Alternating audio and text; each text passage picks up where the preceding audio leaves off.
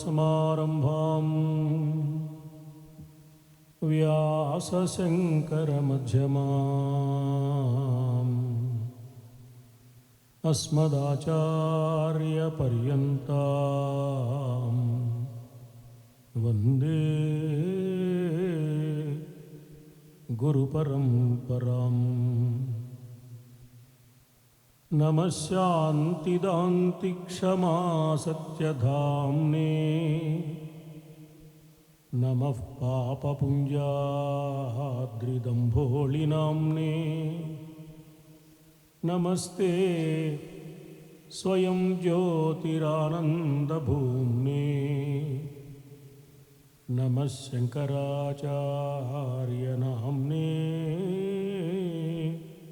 महिम्ने। श्रीविद्यां जगतां धात्रीं सर्गस्थितिलयेश्वरीं नमामि ललितां नित्यां महात्रिपुरसुन्दरीं।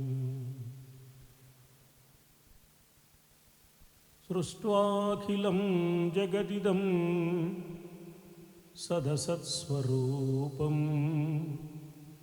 शक्त्या स्वया त्रिगुणया परिपाति विश्वं। संहृत्य कल्पसमये रमते तथैका तां सर्वविश्वजननीं मनसा स्मरामि। प्रकाशमाने प्रथमे प्रयाणे प्रतिप्रयाणेऽप्यमृतायमानाम् अन्तःपदव्याम् अनुसञ्चरन्तीम् आनन्दरूपां ललितां प्रपद्ये।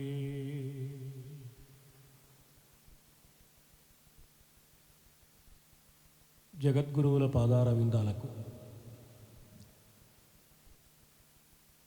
జగన్మాతృమూర్తి లలితాదేవి శ్రీచరణాలకు సభక్తిక ప్రణామాలు సహస్రాధికంగా మునుముందుగా సమర్పించుకుంటూ, పవిత్రమైన ఆశయంతో ప్రశాంత సుందరమైన తమ ప్రాంగణంలో ఆధ్యాత్మిక చింతనకు కావలసిన భావధార ప్రవహించాలనే గొప్ప లక్ష్యంతో చక్కని కార్యక్రమాలను రూపొందిస్తున్న ఆత్మీయులు శ్రీ విజయ్ కుమార్ గారికి, వారి అర్ధాంగికి మునుముందుగా నా శుభాభినందనలు, నమస్కారాలు. వాణిజ్య రంగంలో శిఖరాయమానమైన స్థితిలో ఉంటూ వాణిజ్యంతో పాటు వాణీ రాజ్యాన్ని కూడా ఏలుతున్న మహనీయులు శృంగేరి శారదా పీఠానికి అత్యంత ఆప్తులు. శృంగేరి శారదా పీఠానికి అత్యంత ఆప్తులు అంటే మాకు అత్యంత ఆప్తులు. మరి అలాంటి పెద్దలు శ్రీ రాజేంద్ర గారు ఈనాడు వచ్చి జగద్గురువులను పరిచయం చేస్తూ చక్కని మాటలు తెలియచేశారు. శుభారంభం చేసిన ఆ మహనీయునికి నా ప్రత్యేకమైన నమస్కారాలు తెలియజేస్తూ, సౌందర్య లహరి రస ప్రవాహంలో మునకలు వేయాలన్న కుతూహలంతో పవిత్రమైన ఈ ప్రాంగణంలోకి అడుగుడిన మీ అందరికీ నా సాధువాదాలు సమర్పిస్తూ,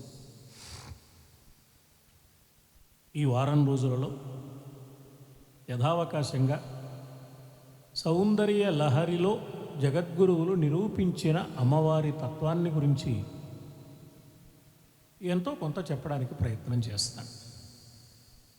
ఎందువల్లంటే నిజానికి సౌందర్యలహరి లాంటి గ్రంథాన్ని ఒక వారం రోజుల్లో చెప్పడం అంటే అది పరిమితమైన శక్తికి పరిమితం చేసుకోవడం తప్ప, సౌందర్యలహరిలో వారం రోజులు మాత్రమే చెప్పుకుంటే సరిపోయే విషయాలు ఉన్నాయనుకోవడం యథార్థంగా. అందువల్ల యథావకాశంగా ప్రధానమైన శ్లోకాల్లో దాగి ఉన్న తత్వాన్ని జగద్గురువులు ఎలా ఆవిష్కరించారో గురువు కటాక్షంతో నేను అందుకోగలిగినంత వరకు మీకు కూడా అందించడానికి ప్రయత్నిస్తానని చిత్తశుద్ధితో మనవి చేస్తూ, కొన్నిసార్లు ఎంత నైపుణ్యం కలిగిన వంటవాడికైనా వంట అంతంత మాత్రంగానే ఉంటుంది. అయినా నివేదన మారడానికి వీల్లేదు కాబట్టి వంట ఎలా కుదిరినా నివేదన అలాగే చెయ్యాలి. గొంతు ఎలా ఉన్నా నా వంతు కర్తవ్యాన్ని పాటించడం అటు శృంగేరి శారదాపీఠాధీశ్వరుల ఆజ్ఞగా భావించి, లలితా పరమేశ్వరి యొక్క సందేశంగా భావించి 4 మాటలు మీ అందరితో పంచుకోవడానికి ఒక విధంగా సాహసం చేసే వచ్చాను నేను. నా వంతు ప్రయత్నం నేను చేస్తానని మనవి చేస్తూ, పెద్దలు చెప్పారు, జయకుమార్ గారు చెప్పారు, వారు ప్రస్తావించారు, రాజేంద్ర గారు కూడా. జగద్గురువులైన ఆదిశంకరులు 3 విధాలైన గ్రంథ రచనలు చేశారు. కొన్ని స్తోత్రాలు రచించారు, కొన్ని ప్రకరణ గ్రంథాలు రచించారు, అంటే అద్వైత సిద్ధాంతాన్ని వివరించే పద్ధతిలో. మరికొన్ని భాష్య గ్రంథాలు రచించారు. బ్రహ్మసూత్ర భాష్యం, భగవద్గీత భాష్యం, ప్రస్థానత్రయ భాష్యం అంటారు, ఉపనిషద్ భాష్యం, దశోపనిషత్తులకు భాష్య రచన చేశారు. ఇలా సాగిన ఈ రచన వ్యవహారంలో మనకు ఆశ్చర్యం కలిగించే సంగతి ఒకటి ఉంటుంది. సాధారణంగా శంకరాచార్యుల వారు అనగానే మనందరం ఏమనుకుంటా ఉంటే, శంకరాచార్యుల వారు అమ్మవారి భక్తులు, ప్రధానంగా అమ్మవారి భక్తులు. శివుణ్ణి ఆరాధించినా, కృష్ణున్నో రామున్నో ఆరాధించినా కూడా అమ్మవారి స్వరూపంగానే భావించి ఆరాధిస్తారు. అలాంటి శంకరాచార్యుల వారు లలితా సహస్రనామ స్తోత్రానికి భాష్యం మాత్రం రాయలేదు. చాలా ఆశ్చర్యం అనిపిస్తుంది మనకి. విష్ణు సహస్రనామ స్తోత్రానికి భాష్య రచన చేశారు. లలితా సహస్రనామ స్తోత్రానికి ఆదిశంకరులు భాష్య రచన చెయ్యలేదు. లలితా సహస్రనామ స్తోత్రం హయగ్రీవుడు అగస్త్య మహర్షికి ప్రబోధించినట్లుగా మనకు బ్రహ్మాండ పురాణంలో కనపడుతుంది.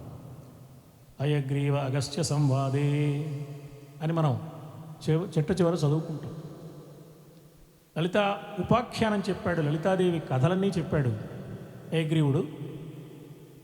అగస్త్య మహర్షి అడిగాడు, కథంతా చెప్పారు, బాగుంది, కథితం లలితాదేవ్యాశ్చరితం పరమాద్భుతం, చాలా ఆనందంగా ఉంది గురువుగారు, కానీ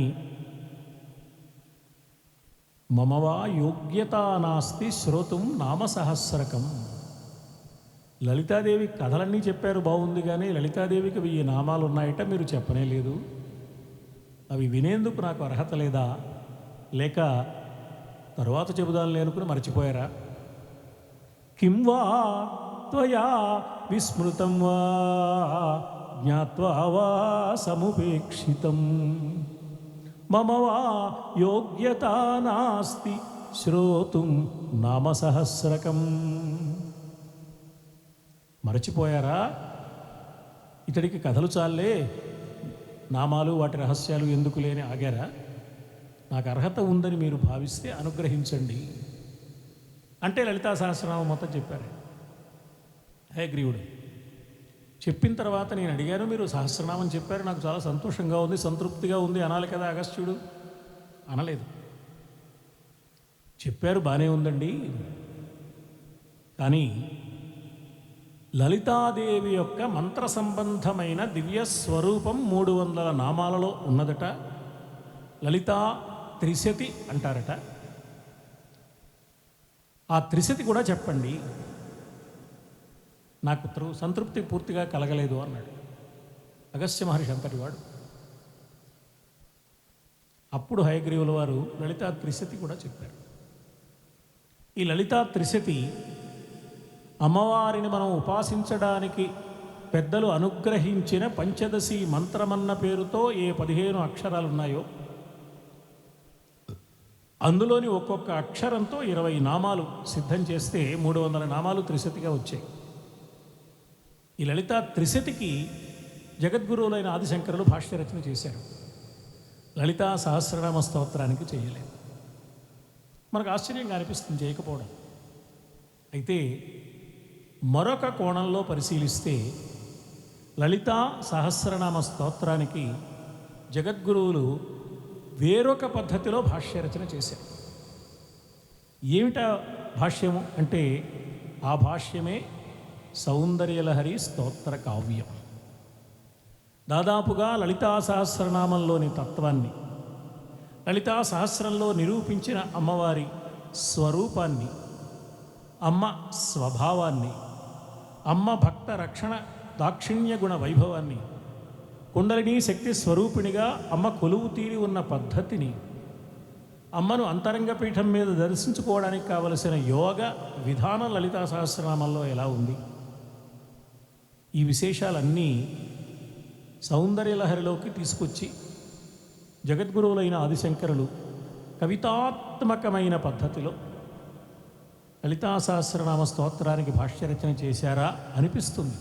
ఇది లలితా సహస్రనామ స్తోత్రానికి భాష్యం అని వారు చెప్పలేదు, మనకు అలా అనిపిస్తుంది. ఇటు లలితా సహస్రాన్ని అటు సౌందర్యలహరిని దగ్గర పెట్టుకుని చూసినప్పుడు అసలు భారతీయ సంప్రదాయంలో ప్రధానంగా ఆధ్యాత్మిక వాంగ్మయానికి సంబంధించిన సంప్రదాయంలో మనకిద్దరు మహనీయులు, ఎందరో మహనీయులు, ప్రధానంగా ఇద్దరు మహనీయులు లభించారు మన జాతి చేసుకున్న అదృష్టం వల్ల. ఒకరు వ్యాస మహర్షి,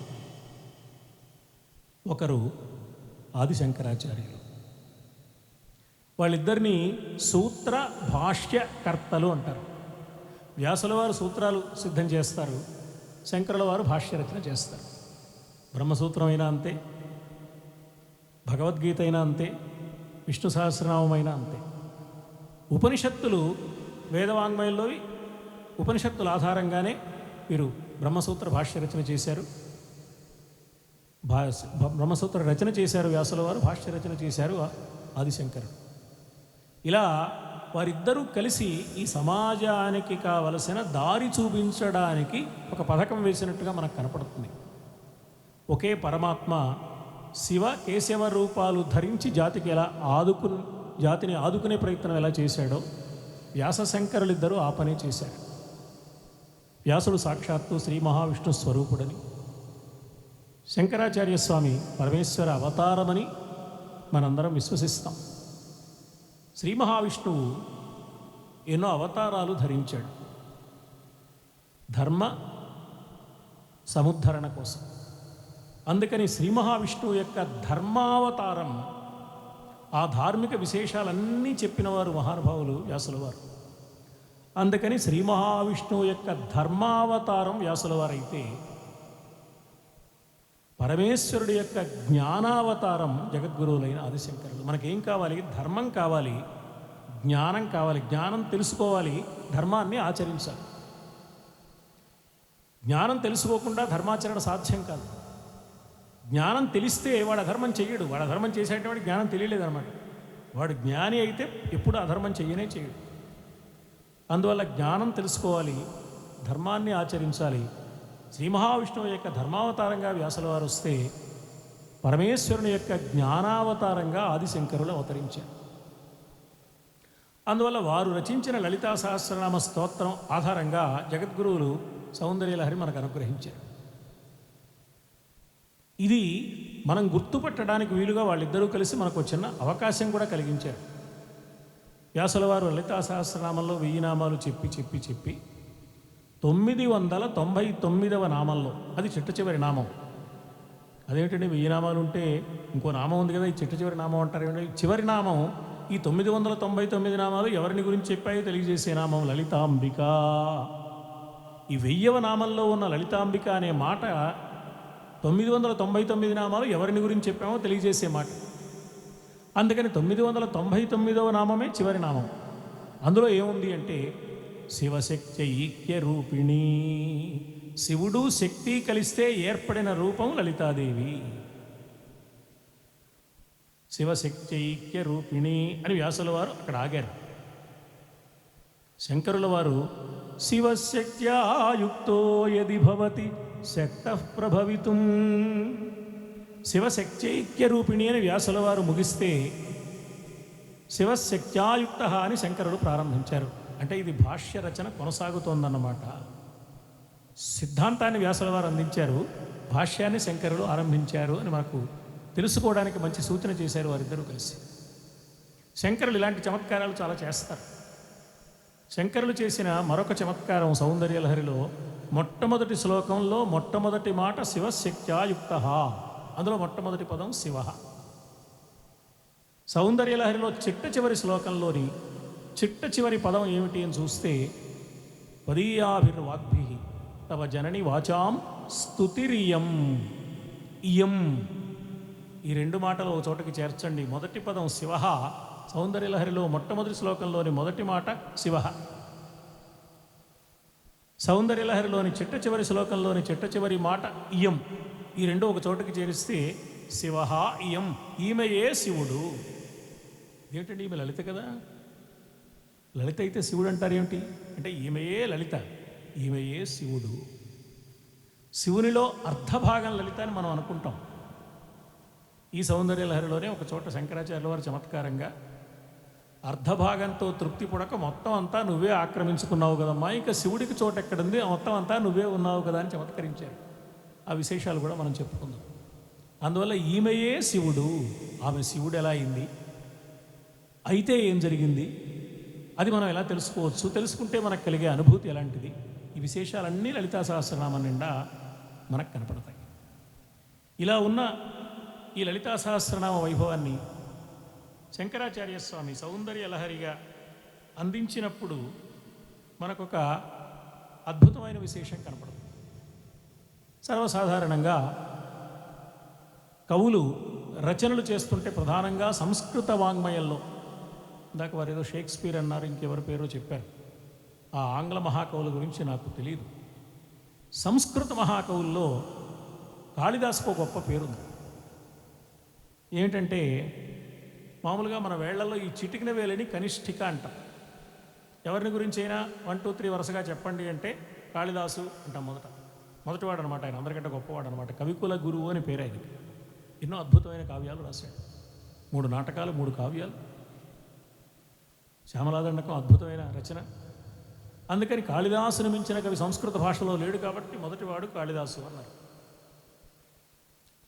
అతనితో సమానమైన వాళ్ళు రెండో వాళ్ళు ఎవరు లేకపోవడం వల్ల ఈ వేలు ఇలా పెట్టి ఏ పేరు చెప్పాలో తెలియలేదుట.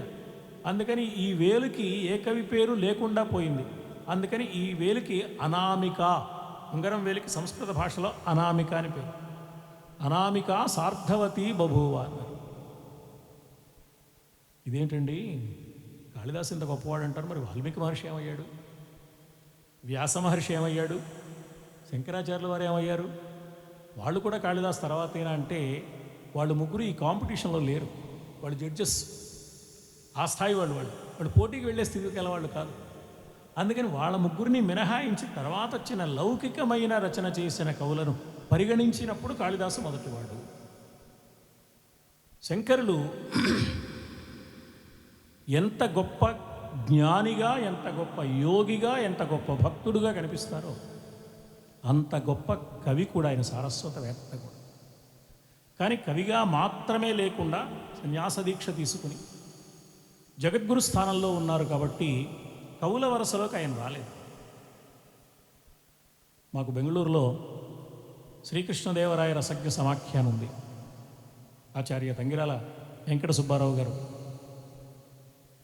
వారు ఎన్నో సంవత్సరాలుగా దాన్ని నిర్వహిస్తూ వస్తే, ఎన్నో దశాబ్దాలుగా వారు చిత్రమైన మాట చెప్పారు. శంకరాచార్యులు వారు సన్యాసం తీసుకున్నారు కాబట్టి కాళిదాసుగా అగ్రస్థానం వచ్చింది. శంకరాచార్యులు వారు సన్యాసి కాకుండా కవిగా ఉంటే కాళిదాసు తన కవిత్వానికి సన్యాసం ఇవ్వాల్సి వచ్చేది. అంతటి గొప్ప కవిత్వం శంకరుల వారు. మరి ఇంత గొప్ప కవిత్వాన్ని అందించిన ఏ కవి అయినా తన కావ్యంలో గ్రంథం పేరు ఎక్కడో ప్రస్తావించాలి. సర్వసాధారణంగా కవులు మొదటి శ్లోకంలో కానీ లేదా చివరి శ్లోకంలో కానీ ఆ గ్రంథం యొక్క నామాన్ని ప్రస్తావన చేస్తారు. అయితే మొదటి శ్లోకంలో చెప్పాలి, లేదా చివరి శ్లోకంలో చెప్పాలి.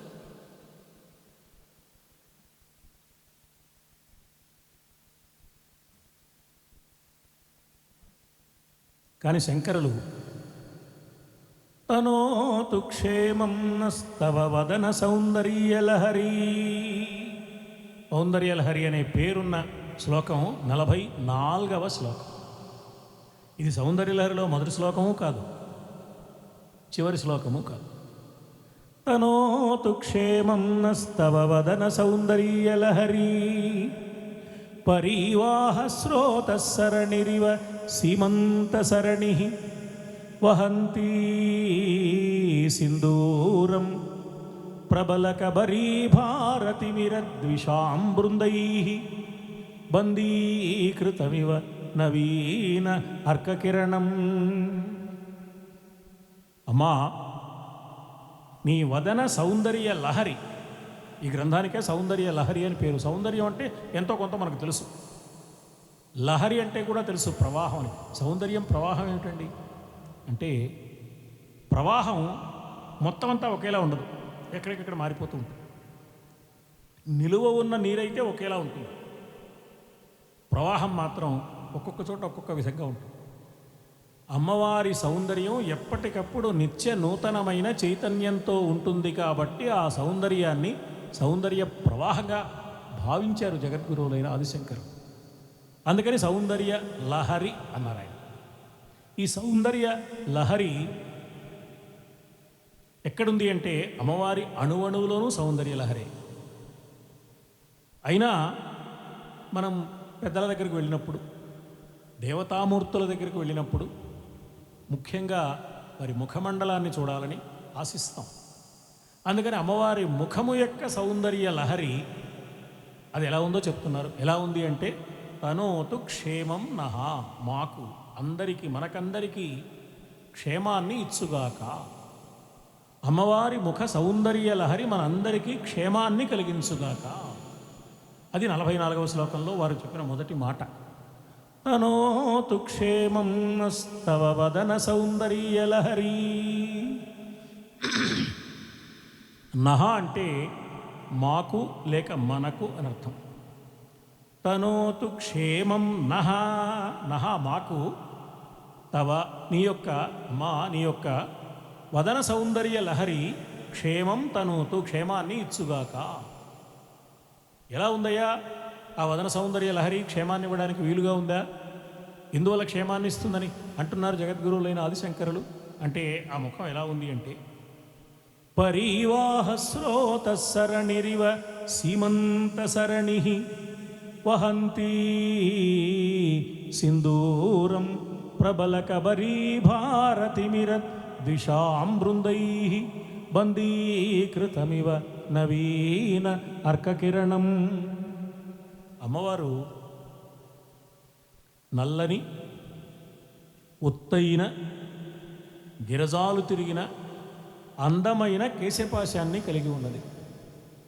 అటు లలితా సహస్రంలోనూ ఇటు సౌందర్యలహరిలోనూ కూడా అమ్మవారి అందమైన కేశపాశాన్ని వర్ణించారు. బంధురాలక అని అమ్మవారి కేశపాశాన్ని వర్ణించారు వ్యాసుల వారు. అరాళై స్వాభావ్యై అని జగద్గురువులైన ఆదిశంకరుడు సౌందర్యలహరిలోనూ వర్ణించారు. ఆ కేశపాశం ఒత్తుగా ఉంది, నల్లగా ఉంది, వంకీలు తిరిగిన జుట్టు, అది గిరజాల జుట్టు, అది అందంగా ఉంది. ఆ కేశపాశాన్ని సరిగ్గా మధ్య పాపట తీసుకుని అమ్మ అటు ఇటు 2 పాయలుగా దువ్వుకున్నది, బొట్టు పెట్టుకుంది, ముఖమండలంలో నుదుటి భాగాన బొట్టు పెట్టుకున్నది. మన సంప్రదాయంలో సుమంగళులైన స్త్రీలు నుదుటి భాగం మీద మాత్రమే కాక పాపట దారి యొక్క ప్రారంభ ప్రదేశంలో కూడా బొట్టు పెట్టుకుంటారు. ఇది ఒక సంప్రదాయం. అమ్మవారు కూడా అలా పెట్టుకుంది. సంప్రదాయం తెలుసు కాబట్టి అమ్మవారు ఆచరించలేదు, సంప్రదాయం మనకు తెలియచేయడానికి ఆచరించింది. ఇలా ఉంటుంది సుమా సంప్రదాయం, నేను పాటిస్తున్నాను, మీరు అనుసరించండి అని చెప్పకుండా ఆచరించి చూపించిందనమాట. అందుకని అక్కడ బొట్టు పెట్టుకుంది. సింధూరపు బొట్టు ఎర్రగా ఉంటుంది, కేశపాశం నల్లగా ఉంటుంది, పాపట తీసినప్పుడు ఎంత నల్లని కేశపాశమైనా పాపట దారి మాత్రం తెల్లగా ఉంది. ఈ సింధూరపు బొట్టు పాపట దారి యొక్క ప్రారంభ ప్రదేశంలో అమ్మవారు పెట్టుకున్న కారణం చేత ఆ సింధూరపు బొట్టులో నుంచి, ఆ కుంకుమలో నుంచి వెలువడుతున్న ఎర్రని కాంతి కిరణాలు ఓదాని తర్వాత ఒకటి, ఓదాని తర్వాత ఒకటి, ఓదాని తర్వాత ఒకటి, అప్పుడే ఉదయించిన సూర్యబింబం నుంచి సూర్య కిరణాలు ఎలా వస్తాయో అలా వస్తున్నాయి అన్నమాట. అవి ఎక్కడ ప్రసరిస్తున్నాయి? ఈ తెల్లని పాపటదారి వెంట చివరిదాకా వెళ్తున్నాయి. ఈ తెల్లని పాపటదారి కేశపాశాన్ని 2 భాగాలుగా మధ్యకి దువ్వుకుని ఇలా పాపట దారిని ఏర్పాటు చేసుకుంటే దాన్ని సంస్కృత భాషలో సీమంతము అంటారు. సీమంతము అంటే మరొక 2 మాసాలకో మరొక మాసానికో బిడ్డను ప్రసవించబోయే తల్లికి చేసే వేడుక కాదు సీమంతం అంటే. దానికి సీమంతం అనే పేరు మనం పెట్టుకున్నాం, కానీ సీమంతము అనే మాటకు అర్థం పాపట దారి. అది మధ్య పాపట తీసుకున్నప్పుడు వచ్చే పాపట దారికి సీమంతం అని పేరు. ఆ సీమంతము యొక్క చివరి భాగం బ్రహ్మరంధ్ర ప్రదేశానికి వెళుతుంది. వివాహం జరిగినప్పుడు వధూవరులిద్దరూ ఒకరి శిరస్సులపై ఒకరు జీలకర్ర బెల్లం కలిపిన మిశ్రమాన్ని అక్కడ ఉంచినప్పుడు ఈ బ్రహ్మరంధ్ర ప్రదేశం నుంచి నవనాడులలోకి కావలసిన స్పందనలు కలిగి వారిద్దరి మధ్య పరస్పరమైన ఆకర్షణ కేవలం పరిమితమైన భౌతిక దృష్టికి ఆగక శాశ్వతంగా ఒక ఆత్మబంధంగా ఏర్పడుతుంది. కాబట్టి మన పెద్దలు ఆ సంప్రదాయాన్ని ఏర్పాటు చేశారు. అందుకని ఇది బ్రహ్మరంధ్ర స్థానం. ఆ ప్రదేశం వరకు ఈ కిరణాలు అలా వ్యాపిస్తూనే ఉన్నాయి. దాన్ని సీమంతము అంటారు. ఇది కలిగిన వారు కాబట్టి సుమంగళులైన స్త్రీలకు సీమంతిని అనే పేరు కూడా వచ్చింది సంస్కృత భాష. అమ్మవారు ఎలా ఉంది అంటే పరివాహ స్రోత సరణిరివ సీమంత సరణి. ఆ పాపట దారి, ఆ సరణి ఎలా ఉంది అంటే ఒక ప్రవాహం వేగంగా వెళ్తుంటే ఎలా ఉంటుందో అలా ఉంది. ఒక మంచి నేషనల్ హైవేలో మనం ప్రయాణం చేస్తుంటే దారి దూరంగా ఉన్న చూస్తే ఒక మంచి ప్రవాహంలాగా ఉంటుంది ఆ వీధి, ఆ రోడ్డు అలా అనిపిస్తుంది. అలా సీమంతపు దారి కూడా అలా ఉందన్నమాట పాపట దారి. వహంతి సింధూరం ప్రబల కబరీభారతిమిరద్విషామృందై. అటు ఇటు నల్లని కేశపాశం ఉంది. అది ఎలా ఉంది అంటే ఒక జాతీయ రహదారిలో ఒకదాని తర్వాత ఒకటి, ఒకదాని తర్వాత ఒకటి, ఒకదాని తర్వాత ఒకటి రాత్రివేళ వాహనాలు వరుసగా వెళుతూ ఉంటే ఆ రహదారికి అటు ఇటు నల్లని ముసుగులు వేసుకుని చీకట్లో ఉండి వెలుగులోకి రాకుండా దొంగల గుంపు కాసుకుని ఉండి ఏదో ఒక వాహనాన్ని అటకాయిద్దామని దారి దోపిడి దొంగలు ఎలా ఎదురు చూస్తూ ఉంటారో అలా నల్లని కేశపాశం ఎదురు చూస్తూ ఉన్నది. కానీ పాపట బొట్టు దగ్గర అమ్మవారు పెట్టుకున్న బొట్టులోని కాంతి కిరణం సూర్యకిరణంలాగా, అప్పుడే ఉదయించిన సూర్యకిరణంలాగా, నవీనార్క కిరణం, అప్పుడే ఉదయించిన కిరణం, అది వెళ్ళిపోయింది. దాని తర్వాత మళ్ళీ ఇంకో కిరణం, అది కూడా అప్పుడే ఉదయించింది. తర్వాత మరో కిరణం, ఇలా ఒకదాని తర్వాత ఒకటి అప్పుడే ఉదయించిన సూర్యకిరణాలు వరుసగా పాపటదారి వెంట ప్రయాణం చేస్తూనే ఉన్నా. ఇప్పుడు చెప్పారు సౌందర్యలహరి జగద్గురువులు ఆదిశంకరులు. ఆనాటి నుంచి ఈనాటి వరకు అంటే 2025 డిసెంబర్ 8వ తారీఖు రాత్రి 7:05 వరకు ఇంతవరకు ఒక్క కిరణాన్ని కూడా అటు ఇటు దారి కాచి ఉన్న దొంగల గుంపులాగా ఉన్న ఈ కేశపాశం బంధించలేకపోయింది. ఆ కిరణాలు అలా ప్రవహిస్తూనే ఉన్నాయి. ఇలా ఉన్న నీ ముఖమండలం మాకు క్షేమాన్ని కలిగించుగాక. కవిత్వం బాగుంది, మంచి ఆలంకారికంగా చెప్పారు. నల్లగా ఉంది కాబట్టి దొంగల గుంపు ముసుగన్నారు, తెల్లగా ఉంది కాబట్టి పాపటదారి ఏదో జాతీయ రహదారి అన్నారు, ఏదో ఎర్రగా ఉంది కాబట్టి కుంకుమ బొట్టు సూర్యకిరణ సముదాయం అన్నారు. ఇంతవరకు బాగుంది. కానీ ఇది మనకు క్షేమాన్ని కలిగించడం ఏమిటి? చూసేసినంత మాత్రాన క్షేమం కలుగుతుందా? చూస్తే క్షేమం కలగదు, అవలోకిస్తే క్షేమం కలుగుతుంది. అవలోకించడం అంటే ఆలోచనతో చూడడం. భౌతికమైన రూపాన్ని చూస్తూ మానసికమైన ఆలోచనను దానికి జోడించినప్పుడు మాత్రమే మనం చేసే పారాయణలు కానీ, అర్చనలు కానీ, అభిషేకాలు కానీ ఏవీ కూడా అప్పుడు మాత్రమే పూర్తి ఫలితాన్ని ఇస్తాయి. భౌతికంగా చేయడం అవసరమే, అది చాలదు. కార్యాలయానికి సకాలానికి వెళ్ళడం అవసరమే, వెళ్ళిన తర్వాత పని చేయాలి. అంటే రామారావు గారి బ్యాంకులో పనిచేస్తున్నారా అన్నారు. మొదటి కౌంటర్లోకి వచ్చి అడిగాడు, అబ్బే లేదండి అన్నారు. రెండో కౌంటర్లో అడిగా, అబ్బే లేదండి అన్నారు. 5-6 కౌంటర్లు దాటిన తర్వాత 6వ కౌంటర్లో ఆయనే కూర్చుని ఉన్నాడు. ఈ వెళ్ళిన వాడికి ఒళ్ళు మండిపోయింది. ఈ మొదట 5గురు దగ్గరికి వచ్చి మీకు బుద్ధి ఉందా లేదా, నేను ఇంత కష్టపడి వచ్చాను, వరుసగా కౌంటర్లని దాటుకుంటూ రామారావు గారు పనిచేస్తున్నారా అంటే మీరు కాదన్నారు, ఆయన ఇక్కడే ఉన్నాడు కదండి అన్నాడు. మీ ప్రశ్నలో తప్పు ఉందండి, రామారావు గారు ఈ బ్యాంకులో ఉన్నారా అని అడగాలి, పని చేస్తున్నారా అని అడగకూడదు. చూడండి ఆయన ఏం చేస్తున్నాడు, ఆయన నిద్రపోతున్నాడు. ఆయన హాయిగా కూర్చొని నిద్రపోతున్నాడు. ఆయన చైర్లో ఉంటారు కానీ ఏ పని చేయరు. అందువల్ల ఆయన పనిచేస్తున్నారని గ్యారంటీ ఏమిటి? అందుకని కేవలం భౌతికంగా చేస్తే చాలదు, మనస్సుని జోడించాలి. ఫిజికల్గా అటెండెన్స్ ఇస్తే సరిపోదు. దైవ సన్నిధిలో, గురు సన్నిధిలో అర్చన చేసినా, అభిషేకం చేసినా, యజ్ఞం చేసినా, పారాయణం చేసినా, ఏం చేసినా మనస్సుతో చెయ్యాలి తప్ప కేవలం శరీరంతో చేస్తే చాలదు. పెదవులతో నామాన్ని ఉచ్చరించినంత మాత్రాన సరిపోదు, అది క్రమంగా మనస్సులోకి రావాలి. నామము దీపం లాంటిది అన్నారు, నాలుక గడప లాంటిది అన్నారు తులసీదాస్. నీ గడప మీద, ఇంటి గడప మీద దీపం పెడితే బయట వీధికి, లోపల ఇంట్లోకి ఎలా వెలుతురు వస్తుందో, నాలుక అనే గడప మీద నామం అనే దీపం వెలిగించుకోవయ్యా. బయట ఉన్నవాళ్ళు తరిస్తారు నువ్వు నామం పలికినందువల్ల, ఆ భావం లోపలికి వెళ్ళి నువ్వు కూడా తరిస్తావు. అమ్మవారి యొక్క వదన సౌందర్య లహరి మనకు క్షేమాన్ని కలిగిస్తుంది. ఎప్పుడు అంటే ఈ రూపాన్ని దర్శించినంత మాత్రాన క్షేమాన్ని కలిగిస్తుంది. ఈ దర్శించడంతో పాటు ఇందులోని ఆంతర్యాన్ని కూడా మనం దర్శించే ప్రయత్నం చేస్తే తప్పకుండా మనకు క్షేమం కలుగుతుంది. ఏమిటయ్యా ఇందులో ఉన్న ఆంతర్యం? వీళ్ళ ఆధునిక యుగంలో కొత్త కొత్త కవిత్వాలు చాలా వచ్చాయి. అందులో ప్రతీకాత్మక కవిత్వం అంటారు, సింబాలిక్ పోయిట్రీ. ఇదో ఇవాళ కొత్తగా కనిపెట్టింది కాదు. సింబాలిక్ పోయిట్రీ అనే పేరు కొత్తది, సింబాలిక్ పోయిట్రీ పాతదే.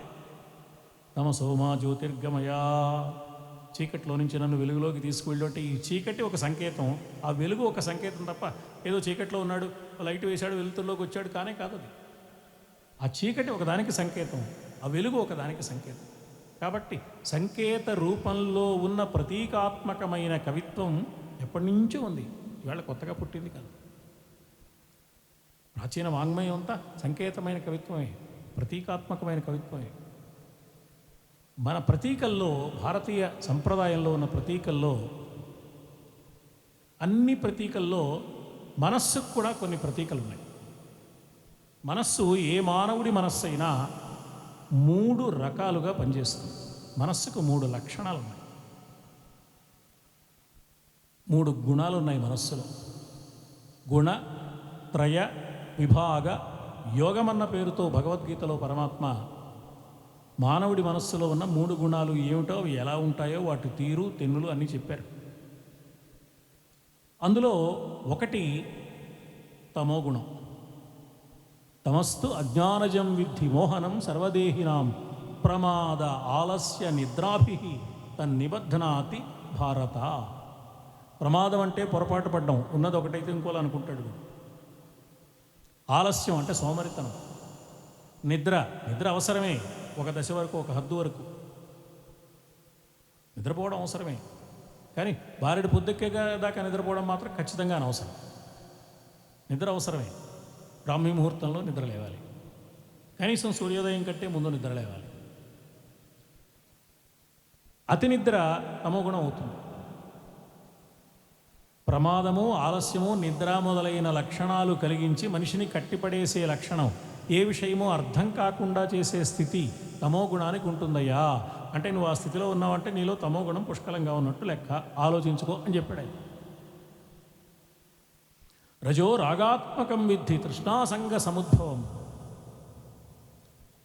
అనురాగాన్ని కలిగించి సాటి వారితో అనుబంధాన్ని ఏర్పాటు చేసుకోవాలనే ఆలోచన రేకెత్తించే లక్షణం, కొత్త సృష్టి కారణమైన లక్షణం రజోగుణానికి ఉంది.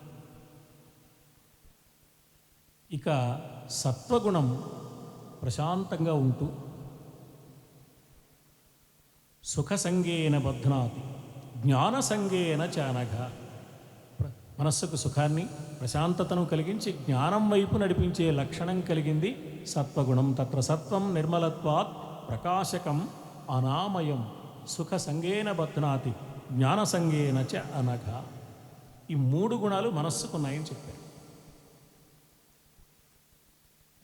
మానవుడి మనస్సుకున్న ఈ 3 గుణాలు అమ్మవారి ముఖమండలంలో కనిపించే కేశపాశము, సింధూరపు బొట్టు వెంట వచ్చే కాంతి కిరణాలు, ఆ కాంతి కిరణాలు ఏ పాపటదారి వెంట ప్రయాణిస్తాయో ఆ పాపటదారి ఈ మూడు గుణాలకు సంకేతాలుగా చెప్పారు.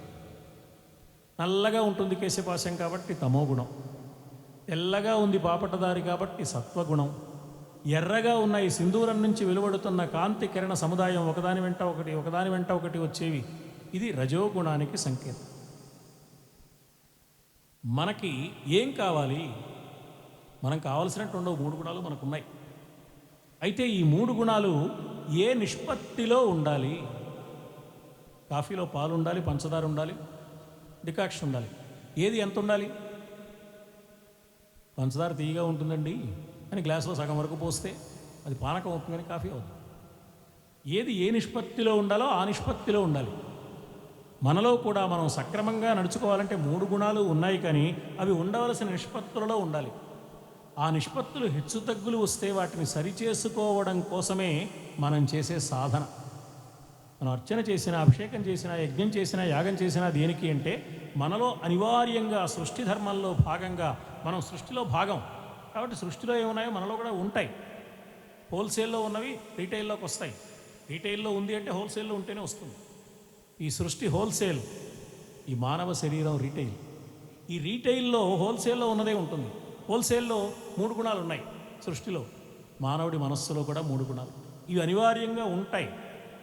కానీ వాటి హెచ్చుతగ్గులు సరిచేసి ఉండవలసిన నిష్పత్తుల్లో వాటిని ఉంచేట్టు చెయ్యాలంటే సాధన చెయ్యాలి. ఓ పారాయణ చెయ్యాలి, ఓ అభిషేకం చేస్తాం, ఒక అర్చన చేస్తాం. ఇవన్నీ దేనికి అంటే సత్వగుణము వృద్ధి పొందడానికి, సత్వగుణం బాగా బలంగా ఉండడానికి. ఉంటే ఏం చేస్తుంది అంటే రజోగుణాన్ని అదుపు చేస్తుంది, తమో గుణాన్ని పక్కకు తప్పిస్తుంది. తమో గుణాన్ని వదిలిపెట్టే ప్రయత్నం చేయాలి. రజోగుణం అవసరం, కానీ అదుపులో ఉండాలి. రజోగుణం ఎలాంటిది అంటే మన శరీరంలో టెంపరేచర్ లాంటిది. అదేదో 98.4 దగ్గర ఉండాలి. అటు పెరిగిందనుకోండి కంగారు పడతాం, ఇటు పెరిగిందనుకోండి అంతే సంగతం. ఇటు వెళ్ళకూడదు, అటు వెళ్ళకూడదు, మధ్యలో ఉండాలి. రజోగుణం కూడా అంతే. రజోగుణం లేకపోతే మనం పని చేయలేం. నేను చేయగలను అనుకుంటే తప్ప ఏ పని చేయలేం. నేను ఎక్కడ చేస్తానండి, నా వల్ల ఎక్కడ అవుతుందండి అంటే వాడంతే ఈ మాటలు మాట్లాడుతుండే, ఏ పని చేయడు వాడు. నేనే చేయగలను, నన్ను మించిన వాడు ఉన్నాడు అనుకోకూడదు. నేను చేసే ప్రయత్నం చేస్తాను చిత్తశుద్ధితో. ఇది రజోగుణాన్ని అదుపు చేసుకున్నవాడి మనస్తత్వం. రజోగుణాన్ని అదుపు చేసేది ఎవరు అంటే ఆ రజోగుణం పక్కనే అతడి మనస్సులోనే ఉన్న సత్వగుణం. మనం అదుపు చేయలేము రజోగుణాన్ని, మనలో ఉన్న సత్వగుణమే అదుపు చేయాలి. సత్వగుణానికి రజోగుణాన్ని అదుపు చేసే శక్తిని మనం కలిగించాలి. అది సాధన ద్వారా లభిస్తుంది, దైవాన్ని ఆరాధించడం ద్వారా లభిస్తుంది. మీరు ఏ పేరుతో దైవాన్ని ఆరాధించినా లభించేది అది. అందుకని సాధనవశంగా సత్వగుణాన్ని వృద్ధి చేసుకుని రజోగుణాన్ని అదుపు చేసుకుంటే ఈ రజోగుణం ఎన్నడూ కర్తవ్యాన్ని మాత్రమే పాటిస్తుంది, కానీ కర్మ యోగంగా ఉంటుంది, కానీ కర్మ బంధంగా మారదు సుమా. తమోగుణం దాన్ని బంధించదు. తమోగుణ ప్రభావం నీ కర్తవ్యం మీద పని చెయ్యదు. 3 గుణాల మీద నీకు ఆధిపత్యం లభిస్తుంది సాధన వల్ల. దీన్నే Vivekananda Swami work like a master but not like a slave అన్నాడు. నువ్వు యజమానిలాగా పనిచేయవయ్యా, సేవకుడిలాగా కాదు.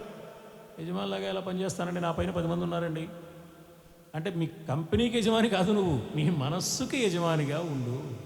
నీ మనస్సుని అదుపులో పెట్టుకుని నీ కర్తవ్యం పాటించు. మనస్సు అంటే త్రిగుణాలే, ఈ త్రిగుణాలని అదుపులో పెట్టుకో. త్రిగుణాలను అదుపులో పెట్టుకున్న సాధకుడికి సత్వగుణం వృద్ధి పొంది రజోగుణాన్ని అదుపు చేసి తమోగుణ ప్రభావం కర్తవ్యం మీద రజోగుణం మీద ప్రసరించకుండా నియంత్రణ చేస్తుంది. మనకి ఏసీ కావాలి, ఫ్యాన్ కావాలి, ఎంతలో ఉండాలి? మా ఫ్యాన్ పనిచేస్తే 5లో పనిచేస్తుంది, లేకపోతే ఆపేసేయాలంటే కుదరదే. ఓసారి 1లో పెట్టుకోవాలి, ఒకసారి 2లో పెట్టుకోవాలి, ఓసారి 5లో పెట్టుకోవాలి. రెగ్యులేటర్ కావాలి. అలాగే మనస్సును కూడా నియంత్రించాలి. మనం ఎంత కావాలో అంతకి. ఆ నియంత్రణ చేసేది సత్వగుణం. ఆ సత్వగుణానికి బలం వచ్చేది సాధన.